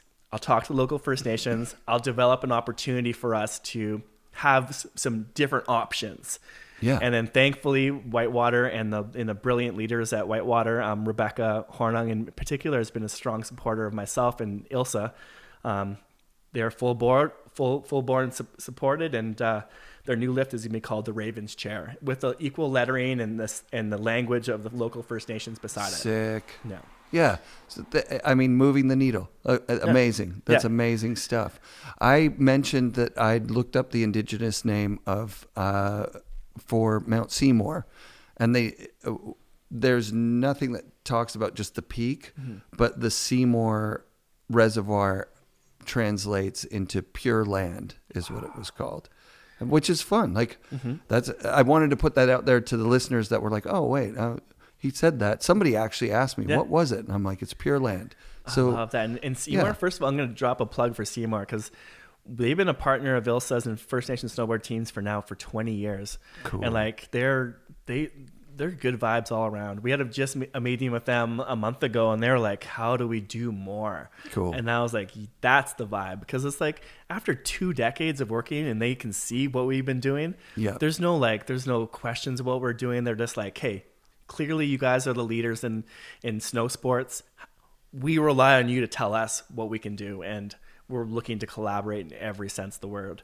And like Seymour, Cypress, Grouse, Whistler Blackcomb, Mount Washington. We have crews at Whitewater, Fernie, Golden, and we're expanding into Revelstoke, and like we want to do teams at Red Mountain as well too. And we've started teams in the Yukon and Nova Scotia, Ontario. We've been across Canada in so many ways. We've partnered with 29 different First Nations. We're on track to change this whole freaking world that we sit on simply by getting kids on snowboards. Jeez, dude. That's rad. Well, how rad is that? Dude, it's FNRad. Yeah, I'll tell you, the listeners of this show have supported, like when I've said I'm doing a fundraiser and the money's going to go to the Indigenous Life Sports Academy, people step up. Yeah. So I think, the shortcut to feeling good is to giving to other people, right? And we talked about this, the moment that we had where you shared with me about when had you got that leather jacket? Was it around the time that we spoke, or was it way before? No, it wouldn't have been too much before. It would probably have been 2 years prior to that. Right. And your grandfather, how did you get the jacket? Just tell the story. Unbeknownst to me, because there's a thing in our culture where if you go to like an elder or someone who understands the old ways And I was simply just like, oh, like Grandpa looks fly. Like the Anishinaabe people that I'm a part of, like, have always been like keen in fashion. Like that's where beadwork comes from. This is like, well, primarily like where sweat lodges and things originate. But it's like, I saw my Gramps and I'm like, oh, Gramps is looking fly. Gramps used to like, his name's actually Chief Thunderbird. Like he's a very, very powerful and beautiful human. He'd always modeled himself after like Elvis back in the day. So when I saw like old Chief Thunderbird, he had like swooping awesome hair, and he had this like plush leather jacket with fur came at the top, and I was like, Gramps, looking fly. I really like that jacket. And in saying that, if you were to say like, hey, I like this or like that, they'll give it to you literally off their back. They're like, oh, this is like this is a sign for me to pass this forward to you. And unbeknownst to me, the next time I saw him, he was just like, here you go. This is for you. I was going to give it to you at the time, but I didn't have a jacket to go home with. So I was just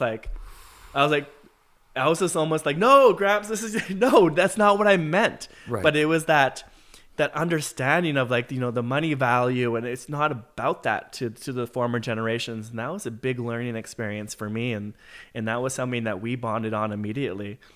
Yeah. And because I was mentioning about this board, like Clarence had it, it has monetary value, but he gave it to someone else who was Indigenous that gave it to me, which I was like, that I raffled it off, and the guy who won it was like, you know what, that needs to be passed on to the Elsa guys. And then you saw the board and you were like, oh no, I'm in turmoil right now because that board would be sick. I don't have a split, and wow, look at the art, and it's made from Pryor, which is from right here. Yeah. Like there was so many things going on, and I casually was like, I think you should have it because who else is it going to go to? It's not supposed to go to anyone other than someone who wants it. And this is, you just cracked it again for me, is that the wanting of the thing is what makes it valuable. Really, you did want your grandpa's jacket that much. You just didn't know, right? But then also you felt, in my telling of it to myself, you didn't want to take something from him that he wanted, right? That is going to remind him of him, but in the giving to you, now it's got even more dimensions. It's like spirit gifting. That's it. And that's Rad. another, and that turns us to this next page of our next evolution, because it usually goes back and forth for, a lifetime between people. And that was like, I know that during our skateboard auction, when we were auctioning off really cool designs, like through Kaz and different ones, you really fell in love with his designs. And right off the bat, I want to say that when you leave here today, you're going home with this Ilsa Kaz Nuhui skateboard, because this was something that you verbally expressed to me that that's rad. I would love one of those if they're ever available. That's amazing. Well, guess what? It's available for you. Dude, it's so crazy. Thank you so much. And thank you for sharing that part of value with me. Like, it really did mean so much more to me after. And I would tell that story about your grandfather and the leather jacket often, and people would be like, yeah, no shit, Sherlock. And I was like, no, but it really embodies that real, like, yeah, it's a completely different economic system. In our economic system, it looks like to me, the more things that you accumulate that make people jealous of you, the better you're doing, the higher up you are. Elon Musk, look at all that money. But in indigenous communities, it looks to me like the value is in what you can share. So your social status comes from how well you share, as opposed to how well you accumulate. Yeah. It's that spirit gifting that like ripples through a community. That's like, it's so valuable. We were told the story in school, and I didn't pay very much attention in school. Yeah. But supposedly, indigenous cultures are oral, right? Like that's something that we talk 100%. About a lot, Yep. Oral history. But in the storytelling on blankets and carved into utensils and everything that's being used, as James Johnson was telling me, the codex of the stories is writing. right? So we were told, ooh, they came over here. These guys couldn't even read or write, right? And so we're going to give them some culture. Well, if you want to feel cultural, you want to see some cultural heritage, go to the Museum of Anthropology and look at the stolen stuff that's there. And you'll see very quickly very spiritual, connected cultural societies with craftsmen, apprentices, and a deep, deep timeline of learning to do. If you've ever tried to make any kind of art, you look and go, oh, that's kind of nice. Then you try and do it. You're like, oh, fuck, how the fuck would you even do this? So sorry, there's a lot there, but that's a perfect little segue into something where it's like in the colonial days, and this is something like a lot of like anthropologists and people have like realized, it's like when the colonial forces came around to Africa and different countries, there was almost a lean towards creating, workers, slave people out of these scenarios. What happened was, and this is documented in the first meetings of the people coming to Turtle Island, which what we call North America, is they would see symbols and symbologies that were like almost protected, and like by like people from across the ocean, they're like, how do they know about these things? So instead of turning us into a slave class, that's when the doctrine came down to try to civilize the savage, because they realized that there was something about us that was enlightened enough where it was like stuff that they weren't vitally showing the world, we were already fully aware of. So there was a big difference in why we didn't become a slave class. Well, even the term Turtle Island, you can see the turtle shape of North America, but you have to look at it from space. Yeah. So that implies a knowledge of either a lucky coincidence. Oh, yeah. Sure. Yeah. Or a circumnavigational knowledge, or a view from space somehow. Absolutely. And that's like in happened. our Anishnaabe culture, every culture has their own unique origin stories, but ours in particular is that we came from just below the 3 stars in Orion's belt, which later on they found is like in this area called M42, which is like in the Orion Nebula there, where it's like the birthplace of stars. We came here on a ship powered by thought, and just as quickly. And that's kind of like a secret kind of origin story of our Anishinaabe people. Do we want to cut that from the show, or we want to put that out there in the world? It's they tried to eliminate us, and that story would have been gone if I didn't have a chance to live and exist. Right. And hopefully someone out there that even if it reaches a person that's struggling with their own indigenous spirit, if their spirit is low and this picks it up, like, holy shit, Court's on this thing, let's check that out. And then they're like, holy fuck, I want to learn about my nation's origin story. Go do it. Like, absolutely. And where it's just like, it's just cool there's, thing. Every culture, no matter what they are, it's like there's knowledge and knowing of themselves, and where it's like different connections of like this power of thought and how you can transition. And even like modern day cinema, you see these different things. Like, you ever see like the Hitchhiker's Guide to the Galaxy? Yeah. They're like, well, what's the answer to the universe?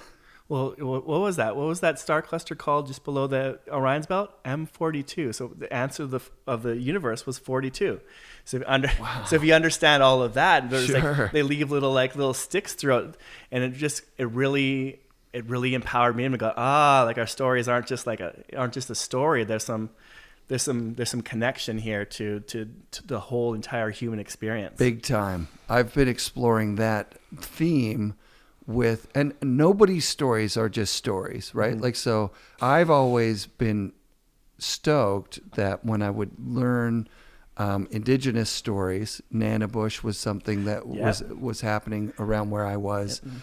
That's from my culture as well too, the little trickster. Yeah, because I'm actually from, where your people were living for so long, like Northern Ontario, Orillia, and also now tragically the largest collection of super fun sites in the world, which is like places that will require millions or billions of dollars to restore. So they just kind of what are they going to do? Put a dome over it or whatever? Like the site of probably the worst destruction that humanity's ever caused is in the same spot that your people are from and where I was born. But the Nanabush stories always had like this crazy wisdom of like, if you do this, then this will happen. It's tempting to do this, but then this will happen. Or the Wendigo was greedy. So if you are greedy, the Wendigo will come and eat you. You'll actually be devoured by your greed. These all seem super cool. And then I'm going, what the hell are our stories? Cinderella? It's like a teenager who thinks she has no clothes. She's always in rags and she has to do all the housework. Jack and the Beanstalk, that was the one where it got me. I'm like, hooray for Jack, the little murderous thief boy. And on its surface, it's kind of like colonizer mentality. You can have anything you want. Yeah.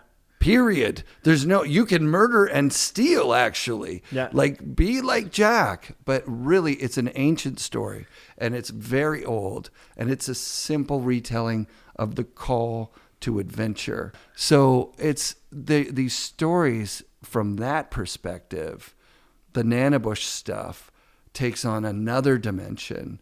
The stories of the magic of the animals and of the creatures that were here before us. They're so deep when they're not simple, which is the art is the same. It seems simple, but it's so deep and it's so wonderful to see it with a new breath of spirit in it with your generation. And like another, like, from our perspective and like what actually happened in history, like those stories were really valuable in the mentality of like how Canada was even in the States were even populated to begin with, because like this, like, you must like, they're starving, doing things in Europe and at this time.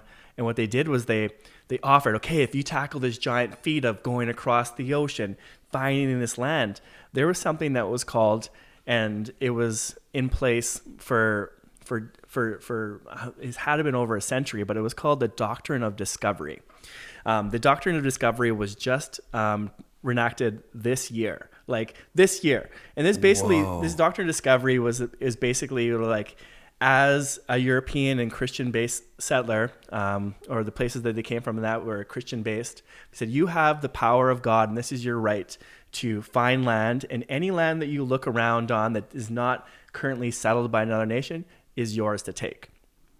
So that's the majority of how a lot of Canada was settled, because at this exact same time within our pre-Canadian history, we had what was called the original reserve system were formed, and all the First Nations in the area were told that they had to stay on the reserve. If you wanted to leave for hunting, to visit anyone, you had to get a letter from their Indian agent stating where they're going, exactly when they'll be back, so on and so forth, with heavy repercussions from the military forces at that time. But what that caused is that European settlers would show up and they can just walk around and say, hey, there's no one here, so now this is mine.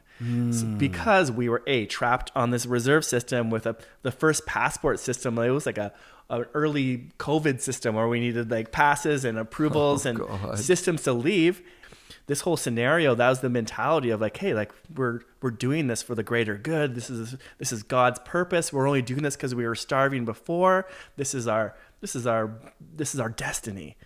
So that mentality is like to really understand how most of Canada was settled was because of the fact that we were forced outside of our own lands and into these tiny places and told not to leave, or we would have been thrown in jail or much, much worse. Right. And told not to speak your language or practice or wear traditional clothing or practice any of the ceremonies like that. Those were made like against the law. So you could be fined. You probably get murdered back in the beginning. Yeah, for I couldn't even imagine what Thunder Bay area was like prior to like written or recorded history. Right. Well, the holy smokes, it's a big story, but it's starting for the first time to turn around a bit with stuff like, and you're right at the tip of the spear of that. And that's where a lot of the people were, is like, we've had prophecies within our own Anishinaabe culture where it's like, we saw not only the turmoil that our people went through, but also the time where things would change. And we have a prophecy, and the users, you can look this up. It's called the prophecy of the eighth fire. And it's basically like, all these generations since colonial contact have been affected and hurt and they're almost destroyed, but it's going to be like the eighth generations that come out of this that are just going to be like on fire. We're going to take the world by storm. There's going to be, in our prophecies, there's going to be a turning time where it's going to become so dire, and people are going to like lose their ways and how they're getting food or whatever the ways that they're living spiritually. And then there's going to be an option that the world's given, and they're going to look towards us, and they have an option to join us in what we're doing, or to look away. One choice will lead to the disaster of the world, and the other will lead to our healing. And that was we have had these prophecies for over a century. So it's like we're well aware that this is our opportunity to thrive and to turn surviving into thriving, so everyone could look towards us not as a burden, but as an opportunity for hope. That's amazing, dude. Are you familiar with like Graham Clark's writings at all? Not yet. Okay, yeah, he's kind of the forefront of like quirky geography and like Egyptology, that kind of stuff. But he's arguing that the narrative that we've had people on Turtle Island or North America for, I think what we've been taught in school is 7,000 years or something, 5,000 years, something silly. Let's ignore that crap. Right.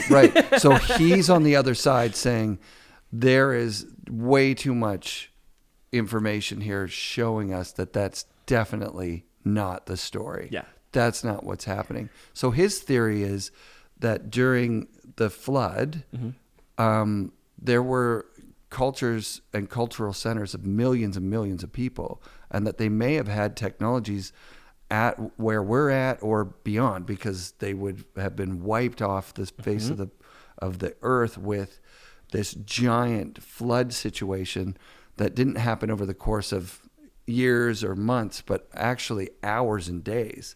It went from the top of North America, washed across, and you can see geological remnants of and evidence of it happening. And so what could have happened in that situation, what he postulates, is that hunter-gatherers were living alongside these city dwellers, and the survivors, if they were city dwellers, they didn't have any skills. Yep. They were gone. Yep. And if unless they joined in with existing hunter-gatherer societies at that time, then all of the people in North America would have been wiped out, but they weren't. So that the descendants of the joining of like a technologically advanced civilization of First Nations, because we see that, like, look at the beautiful art, look at the Mayan calendar, look at the what's actually physically here. So then I think that makes a lot of sense. It seems like what we're seeing isn't the very first time that these societies popped up. And then obviously Canada coming across and wiping out this second, third, 10th, 500th iteration of this ebb and flow of lots of people, disaster, right? Absolutely. And we've done a lot of like work with other Indigenous cultures all throughout Turtle Island here, and like there seems to be, and it's proven now, there's multiple migration points that happened within the land here, and like the land-based bridge theory has been nearly just thrown out the window because how ridiculous it is. But I can speak for ourselves, where we were originally, we came from the southern area and we went up the East Coast, and we were primarily on the East Coast. And they said it was approximately about, and then this is from oral tradition, so I hope I don't missay this at all, but it's about 4 to 5 years prior to Columbus and team arriving on the East Coast. The medicine men and shaman had visions of, at first there was, they would see this vision of just like circles and flow through forms coming across the ocean. And then they started seeing visions of these almost like square, blocky forms. And from their mind was like, there's a very masculine, powerful force that was coming towards us. And they predicted it would be here within like several years. So what our people did was that in order to survive this oncoming genocide that our shaman have seen, we must move west. And the key to where people in our Anishinaabe culture, where it's like, we are told to move west to where eventually we find where food grows on water.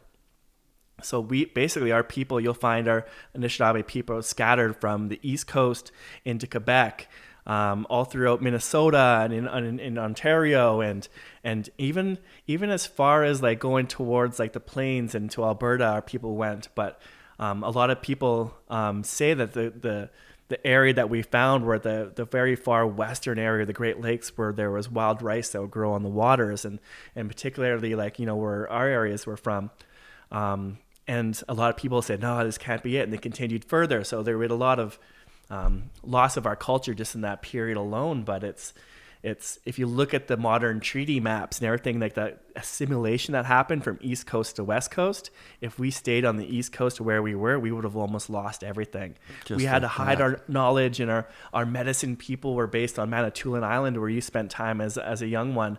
That's like the secret home to our Meadowin water drums and these beautiful, beautiful pieces of our culture that we hid from these oncoming onslaught from the East. And where we resided just west of Thunder Bay is where like the treaty zones have fallen apart, and we were able to retain our culture, and the prophecies rang true to us. That's so awesome, dude. Mm-hmm. Thank you for sharing that. I've read some of that in Braiding Sweetgrass, the Robin Wall Kimmerer book. And when the word Manitoulin came up, I was like, honey, that's where my wife grew up. Mm-hmm. She was born and raised there and has family there. And it's interesting to see, because I can see both sides now too. Like the white culture that's been there for several generations, are indigenous to that place. I don't want to use that word, that's wrong, mm-hmm. but they're from that place. So you see their grip on their, rights-based, we have rights based around being here for so long, which is in direct conflict with, well, if you're going to recognize rights of people that have been here for the longest amount of time, or if being here longer means more rights to the place, then that's why it's called First Nations, the First Nations of this. And that term actually became relevant because I think it was in 1992, the Anishinaabe Nation itself banned the word Aboriginal. Mm-hmm. Aboriginal is still used in forms of government and other nations that haven't uplifted their spirit enough to use something different. But we had our own people go to school, and they realized, okay, wait, hold up. Like we've learned your English, and the term abnormal means not normal. So the term Aboriginal means not original. We're like, oh, yo, fuck you. Guess what? Because let's use your own words against us. We would like you to know that we are called First Nations. We're not originals. We are the originals here. Sick. So that's where you'll see this flow. And I've been responsible in helping, I think, like Canada Snowboard. They used to have an Aboriginal snowboarding program, and it's like a couple hot emails later, they now have an Indigenous snowboard program. And right. And bless their hearts, I really love Dustin Heiss and everyone at Canada Snowboard. They've always been good supporters of us, but they listened, and they made a step in the right direction, because these different terms are only still holding us back. Right. Yeah, the idea that colonizers, let's just call, like the last peoples, right? Like the last people to get here. That's how it should feel, is that imagine going to your friend's house, they live there, and then you show up and you say, can I stay here? And they go, I guess. And then you go, can I have all my friends come over and stay here too? Yeah. And then also, could you move out? Yeah. And could I stay here forever? And And also, when you move out, could you like just not exist as well? Like, could we just kill you? Would that be okay? Yeah. Like, so a lot of times the argument on the other side that we were vocalizing before of someone saying, get over it. This is, if you're going to play fair, which is what I was saying about all the treaties and all the lawful stuff that the colonizers have done, when you start to call it into play, like the fund that you were talking about, because when you zoom out, it's like, we don't own this, but any time we make a profit from it, some of it has to go to the original owners. Now, we'll keep that safe over here in a bank for you because you wouldn't want to keep that under a rock or something. But, okay, I'd like to see my bank account, please. And if, like what you're saying, if it's in trillions of dollars, and people get scared, like, well, where am I going to live? It's like, hey, guess what? Guess who felt like that a few generations ago? Even still, too, people are like, there's that mentality where like, oh, well, the money's going to go to like something else. Well, guess what? You guys have already been paying the crown for how many fucking years, right, and centuries, where it's like you've been supporting another country and other people that have, your best interest is not in theirs. Yes. I Googled richest landowners in the world. King Charles is number one. Yeah. That's fucked up. Yeah. I wouldn't have guessed that. I don't even know who I would have guessed. I don't know. It just seems, it's so far off my radar because it's not really like, how would you measure things? Ooh, the more land you own, the more you owe to the world. Like you're the more tyrannical you actually are if you're not sharing it with other people. Yeah, that's a whole nother rabbit hole. I hope I don't end up in another job role where I'm trying to manage that. But right. So your love for snowboarding, and Jeff Pensero said yesterday, he's also actually a very fucking talented snowboarder, which is dope. What does a typical season look like for you these days? These days, okay, honestly, like for the course of me doing the nonprofit and the other work for Whistler, I was like almost like stuck in my little Whistler bubble, as many are. I didn't get out very much. I still do like, I do like 80 plus days a year on my snowboard, which that's is a like lot. Prime time for most people. Yeah. But it's like I wasn't able to do backcountry trips, all these cool side things, because I was so busy. I was like, I can't plan for any of that. But now in the growth of our team and the rebuilding of who we are today as the Indigenous Life Sports Academy, and now me officially leaving Whistler Blackcomb and freelancing, now I have nowhere near the funds I used to have working for a salary job. And you get this because you quit your 100%. quit that, corporate job to do what was passionate for you. But when now that's opened up for me, is that I've got a great team in Whistler. I've moved to Nelson to grow our Kootenai expansion program. And how my winters look now is that I get to ride, I get to try new mountains. Sick. We've had relationships with mountains all throughout Canada, but I've never been able to participate it with my, do it myself. So my love of snowboarding, damn, it's gone off. Like I'm not much of a rail rider anymore. I'm in my early 40s, but like I'm side hits. Like I'm following the footsteps of the West Makepieces and the people that I look up to most, from looking at how their career and how they stayed in the career for life, and the Jamies and I would just love to just do it for the rest of my life and continue having fun. I just want to shred. Sick.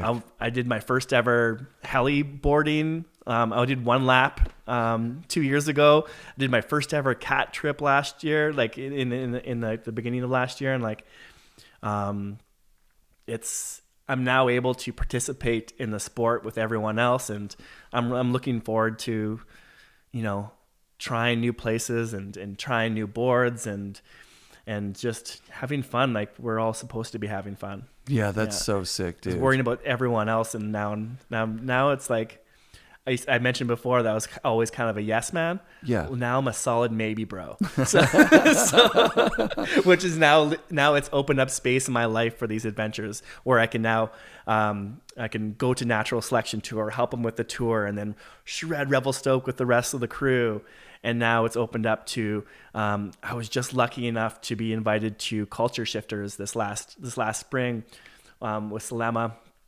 and Zeb and the Burt and Red Bull crew. And basically we compiled, I think there was like 140 Black and Indigenous and Asian participants in our sport that all got together just to be like a takeover.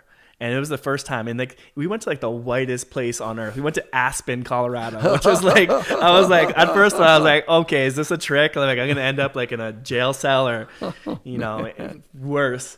But it was like the most beautiful takeover where it was like I had time now to go participate and meet other people in our sport and make lifelong connections with people that have been doing it forever. And like you know, like the Stevie Bells and like these people that were like pioneering for their own culture back in the day. We all found a sense of community together. And now we're working together and we're hoping that this year is even bigger and better. And I want to thank everyone who made it happen. But it was like that, seeing someone that's like you doing it and thriving it and knowing you're not alone is so powerful. And you can't teach that in a privileged world that they don't know. You say the sport of snowboarding to most is a hobby or an activity. For us, it's a life-saving fucking tool. Mm-hmm. I love that. Mm-hmm. I love that.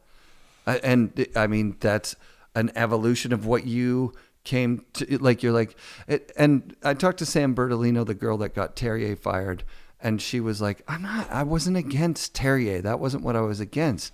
I was against the claim of inclusion without the action. We need to see the actual action. Yeah. And a lot of people are like, well, if inclusion means Terrier gets fired, like count me out. Like what kind of stupid inclusion is that? And I'm like, okay, there's a bigger picture going on here. And for me, Jess Camira opened my eyes to it, which was really nice. And it happened on the show. Love Jess. And Jess just was like, she looked me in the eyes on an unpublished episode because she was protecting me. She's like, you look like an idiot on that episode. I'll put it out on the Patreon with her permission. But I basically said to her, well, isn't all women's footage B footage? And she went, are you fucking serious right now? I'm surprised she didn't headbutt you. Which I give her full support to yes, do. Yeah, me too. She said another thing in that conversation was like, because I was like, you look at the ads of Victoria and all those people back in the day, and it's like they're not doing what the guys are doing, or they're getting close.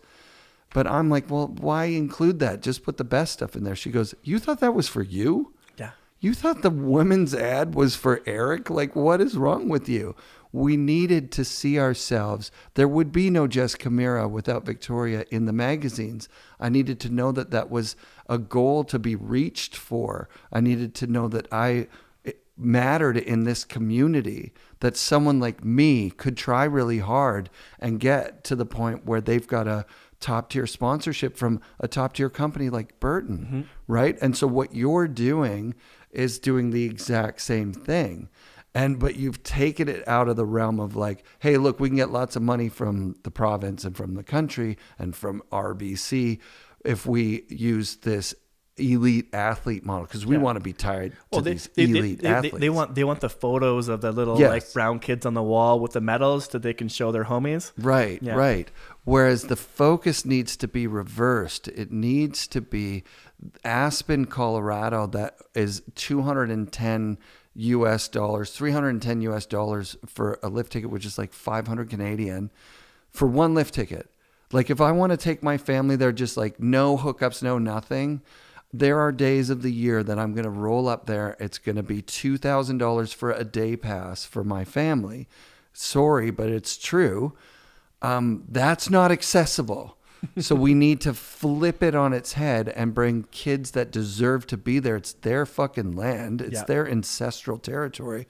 Need to be invited to participate and showed that this is a actual option, a life-saving option, like you say. I've heard lots of people say snowboarding saved their life. Yeah. They would have been going down a bad path.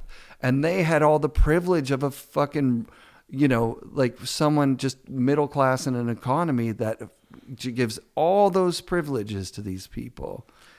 And like, I want to quickly, even then, I totally 100% agree. I want to go back on one quick reflection of Jess and everyone in the sports and like the rise of women and other other identities in our sport. It's like the reason why that I'm like even more full of passion these days and back into watching movies and events is that the most exciting part about our industry now are our women skateboarders, the snowboarders, all the identities that are rising and thriving right now. I'm like, sorry, dudes, like in our culture, like we come from a matriarchal society. Like as men, we're just honored guests in a women's world.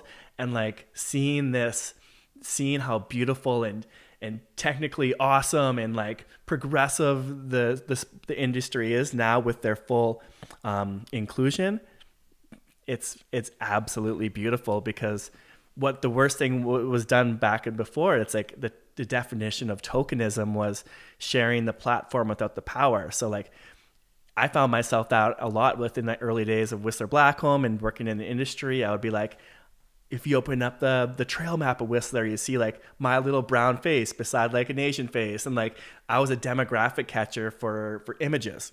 I was used for ads and different things, but I was never like, after that photo shoot was over, I was never invited into the decision-making processes or like actually being able to change our sport. I was just like the face of a company that at that time was reluctant to give more.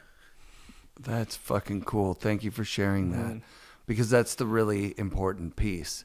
And Sam Bertolino, it's an unpopular opinion with certain demographics, but she was like, hey, hooray for Burton. Jake and Donna looked around a board meeting and saw that there was only Donna in that room.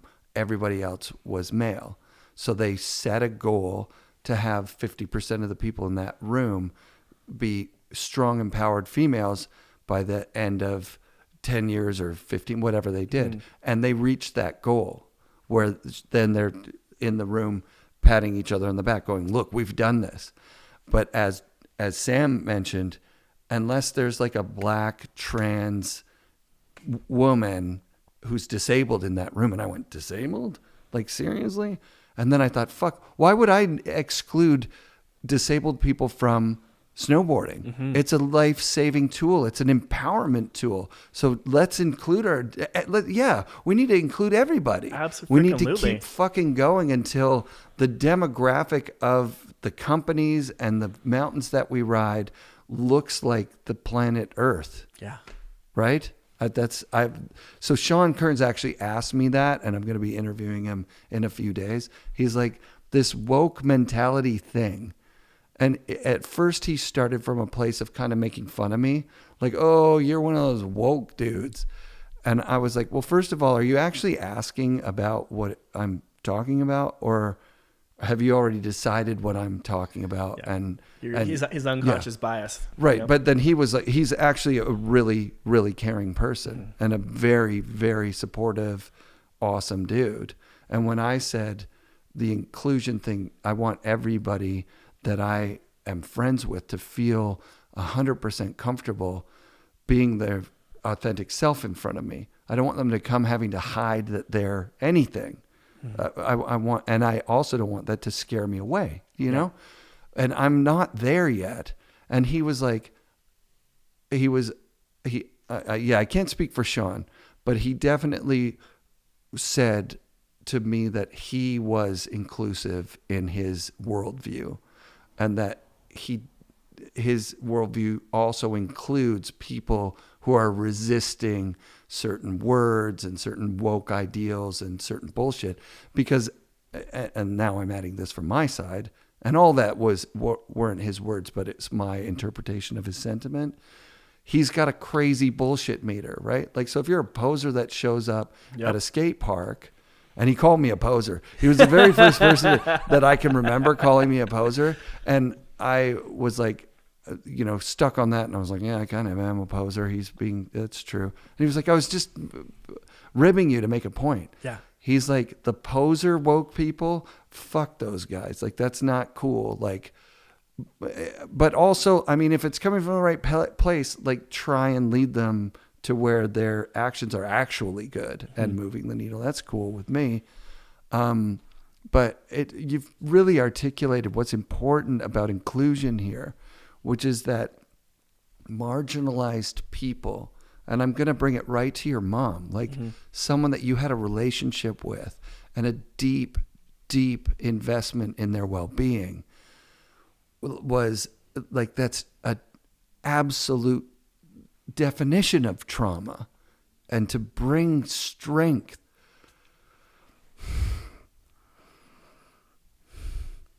to honor your mother. Sorry, this is... No, you're okay. Let me give me another shot at it. To see you honor your mother by the work that you're doing is one of the most amazing things I've ever seen. Thank you. Thank you for having that strength. As you can hear, my dog is now also whapping her tail, and we also thank you. I wanted to acknowledge that that's incredibly meaningful, and we have even there's a picture for those who can see. There's a picture beside you of my great grandmother, and that was someone who went through residential school. And can I? Yeah, absolutely. You can show everybody. It was done by a anishnaabe artist. Yeah.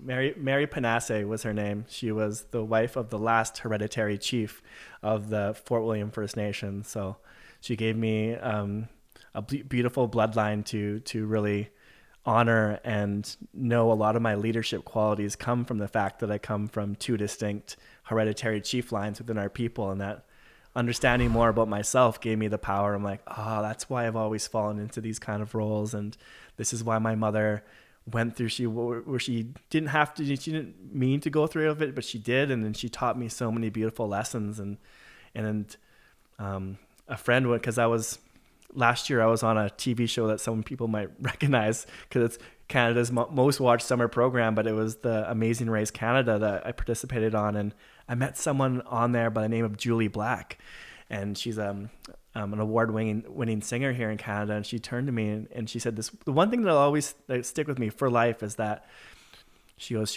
we're just here turning wounds into wisdom. And I was just like, that was like, so powerful, because you can sit in your wounds. I'm not saying for everyone just needs to like just move on from it, but it's like, you never move on, you never forget, but like turn those wounds into something more powerful, something that's like not just a reaction, it's something that's deep and meaningful in thought. That's amazing. I had a choice in my life where it was like, dive into the same things, like the habits, the drinking too much, or drugs that might have like been a coping mechanism for what I wanted to do. But it was like, I decided against that. That was just like, I couldn't do that. And that turned into that power transition of that pain into action was something where then it came to my mind where I'm like, you know what? Instead of being in my sorrows and just being something that someone could use as an example of, another broken First Nations man, it was like, nah, I'm coming for everything my ancestors were denied. And that's where it's like, I can interject myself into the deep world of politicians now, into this world of all white ski resort owners and all this like really rich world of cat operations and heli skiing operations, because I was like, nah, it's not that my imposter syndrome is holding me back. I'm going to come for everything our ancestors couldn't ever imagine doing. That's dope, dude. Yeah. Thank you for sharing with the listeners of the show and with me, your beautiful home, your amazing art, your incredible history, your incredible story, your resilience, but more so your spirit, this rising of the spirit. I think you told me in the beginning of this conversation off mic that if you do write a book, if there is a documentary about you, it would be called Imposter Syndrome. And I've totally got with that, but I mean, I think it's rising spirit, right? We have like a dual title, like Imposter Syndrome with the side of rising spirit. It's such a Like the beautiful the cookbook for true and reconciliation. true reconciliation, right? Just true reconciliation. Yeah. I see that people are trying, and Yeah. that raises my spirit, and I see that you are doing, and I'm like, that's what I want to. And it's like, I want to like tip my hat to you and other people's like you too, because it's like, people are slowly moved to becoming allies within what we're doing, but now they're also moving on to becoming accomplices or co-resistors. And like, when you're an accomplice, like you're right there beside me, you're in this, like, you know, you're not afraid to like, you know, speak up when I'm not around. If you're a co-resistor, you're like, you're fighting it with us alongside of us. But it's like, whether you're an ally, accomplice, or a co-resistor, you're all good for the cause. But when I'm doing cultural training, and we mentioned like the Burton team, I was lucky enough to do the cultural training this year for the Burton sales team in Canada. And I'm now, next week, I'm going to be doing the training for the Chill Foundation and training them about, you know, what we're actually doing. It's an opportunity now where like we're changing. We're changing the narrative. We're changing the dialogue that everyone's using, and it's. I feel very blessed. Words are important. Words are very important, and thank you for sharing that bit, because my other friends and I have talked about the word ally. Mm-hmm. You can't really claim that word for yourself. Like, you don't, like, I'm an ally. I was saying advocate because I do advocate for more knowledge to be shared in the world and places. But the labels, like inside, it's like, how do I feel? I feel like knowledge is key. Yep. So right here, I need to thank my wife, because she grew up on Manitoulin Island and had a body experience of living inside that trauma and seeing what was going on there. And so she did her work a long time ago. So she's your mushkiki, which we call medicine. So she's your mushkiki, your medicine woman. And so she led me to great resources out there, and I've said it on the show, and that usually means I'm cutting it out, but I'm putting this in. Yeah. If you want to become a helper in this, if you want to do your work, the number one thing that you can do is Google what you're trying to do. Mm-hmm. So don't call your friend and put work on them and say like, hey, teach me how to be better at being a white person in this world.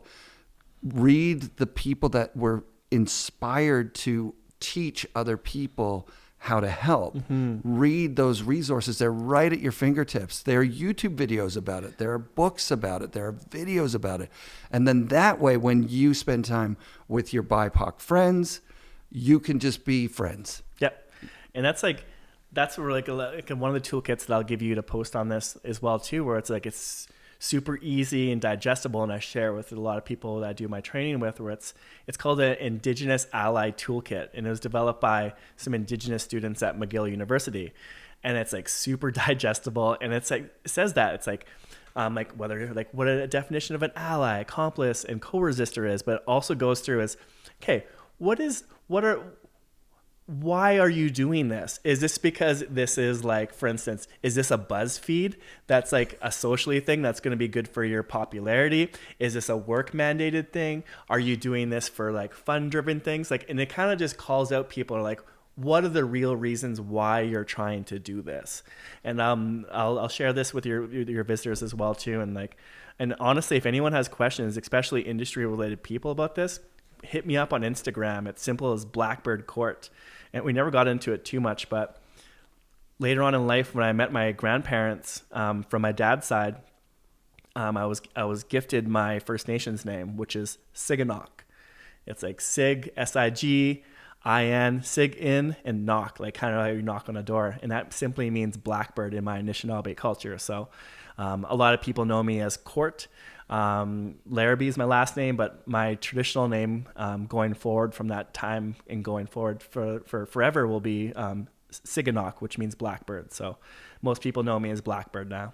That's so sick. Yeah. Blackbird. Yeah. Siganok. So as an English speaker, would I be right in calling you Blackbird or Siganok or either? Either one. Some people they said, should I call you Court or should I call you Blackbird? And I said, here's the main difference. And I don't care either way because it's so irrelevant almost in a sense. But if you're talking to myself, like if I'm business work, whatever, call me Court.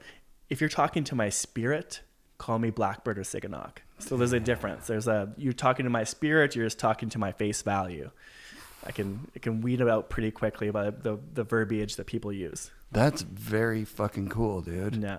Thank you so much for all the things you've shared, being so open. Thank you. And also thank you for all the work that you're doing independently of like what we've talked about. Like you've got a lot of irons in the fire, obviously, and you're finding opportunities for yourself. And as you left the Whistler thing, someone filled your shoes. Is that correct? They were hoping to. They're contractually obligated to, but since then they still haven't filled my role. It's been just under a year. Trying to find someone that did what I did with the connections that I had, and cool. And I hope they do find that person because they're out there. They may need, this is the first time that people like myself are doing these roles, so it's going to take time. We can't just populate a full HR department full of willing candidates that can do what we do, but they'll find their role. Unfortunately, I have to move on to help other people, and I'm joined what's called Heli Canada. I've just joined their Indigenous Advisory Board, so it might be a short-term contract, but I'm now going to be advising the association that does all the heli skiing and cat skiing operations in Canada, and hopefully guiding them in the same way that I helped guide Whistler Blackcomb. So maybe someone who's watching the show today, because you're on it, will fill that role with Whistler Blackcomb. Please do. And then eventually someone's going to fill the role that you're creating or filling right now with Helicat. Yeah. Like it's amazing because these are doors you're opening that are going to just create more opening doors. It's dope, dude. It's so inspiring. And I wouldn't be anywhere if it wasn't for other people opening those doors for me. And that mentality has to stay the same. There's a lot of like protectionism that happens sometimes in industry where it's like, no, this is my job. To have a solid succession plan of where we're going and who can take over the next generation is so important to us, because as Anishinaabe people, one of the key things that we make a part of our decision-making process is that at the end of every major decision, we say, how will this affect the next 7 generations? And that mentality is guiding me in what I'm doing now. And like, I may be helping open doors like other people have helped me get into it. And I've got a long list of people that I need to thank for getting me to where I am, because I'm nothing without the people that took time to help me. Do you have it written down? Do you want to go into it? Oh, I can. There's so many people that I can touch upon, but it's like the Pensieros, it's the Makepeaces, it's the Jamie Lynns, it's all the people in our worlds. It's the Chief Leonard Andrews that you met. It's the chiefs from Squamish that welcomed me in. Honestly, it's the kids that were in our programs that told their parents that I was doing good or whatever it is. Like, those people open doors without me having to push it all the way myself. Yeah, you've got a support system.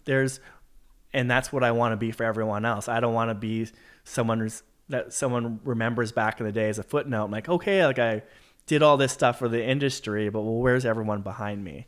Like right now, like I want to thank everyone on our ILSA programs. We have. Are you kidding me? It's fucking the royalty of our sport. Yeah, if there's any question about whether you're plugged into the culture of snowboarding, holy shit, dude. Okay, so you were just starting to thank everybody from I was just ILSA. started to thank everyone on our team. That's really, there's so many people that I'll forget, and they'll take my forgiveness. But there's people like, the main people that stand out for me is like Michael Barton, who runs our skateboard programs now, who's an absolute shredder on his snowboard. Just got hooked up with some flow through Burton, and like anyone else, hit Mikey up, check him out. He's worth supporting in our industry. We have Chelsea McCutcheon, who's been doing snowboarding and mountain biking with our crew for so many years, has been a Burton ambassador. We have Sandy Ward, who's now running our mountain bike programs. She is just thriving, and like she's an Arc'teryx athlete now, and she is a producer of our really awesome film that I mentioned earlier, Slides in the Mountain. And when is that coming out? Sorry to interrupt. It's doing the film circuit right now. Finished Whistler, the IF3, the Banff one knocked out, and we're having a premiere here in Nelson on December 5th. Sick. So it's going to be super rad. And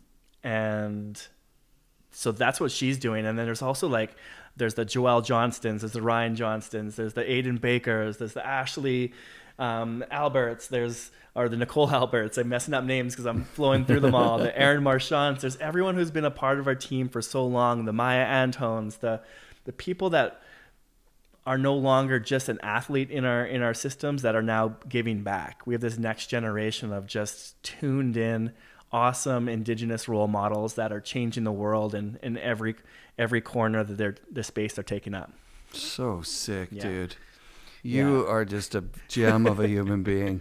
I'm so glad we made the time to do this. Me today. too. And it was kind of funny. We were laughing about just on break there as we swapped over some memory cards, but it was like, we were kind of laughing because while we've been sitting here, I got a message from Deanie, Jamie's partner, and then Jess Chimera messaged me, and Wes Makepeace sent me a message as well. Then Zach Aller, the Burton rep, and I was just like, this is how connected to the snowboard world that we are, and so amazing, dude. I couldn't change it for the world. I'm happy that we are inclusive enough to bring skiers into our crew as well too. But for the people who know me, you know where my heart really lies. Yeah, man. Well, me too. I'm trying to do a 3-stop tour in the Vancouver local mountains. It's going to be called the Tri-Mountain Tour, and I'll have to reach out with you to definitely have inclusion.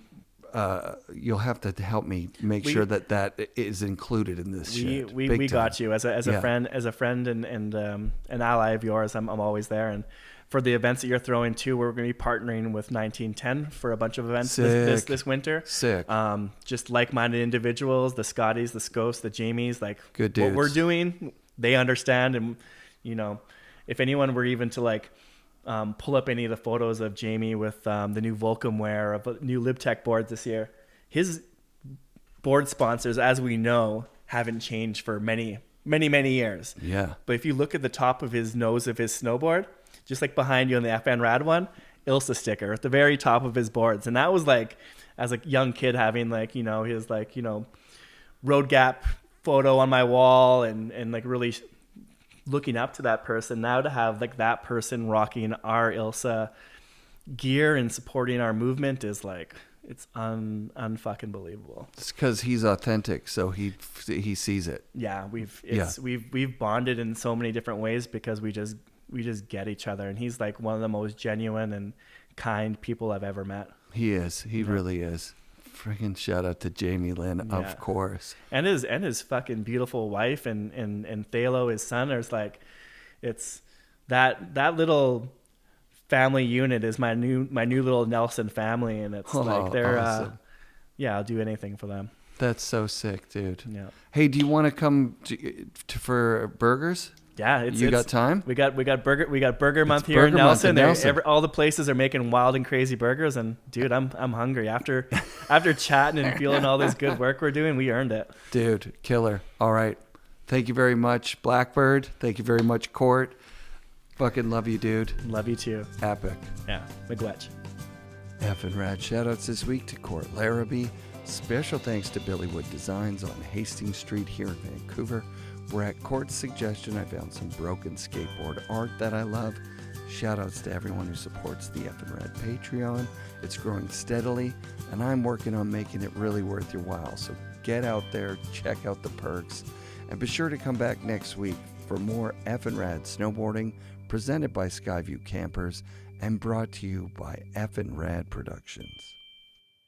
If you've always wanted to support the show with your hard-earned cash, now's the time to pause, go to Patreon, and search out FNRad. Join one of our tiers. You'll get ad-free episodes every week, one day early, plus more cool stuff.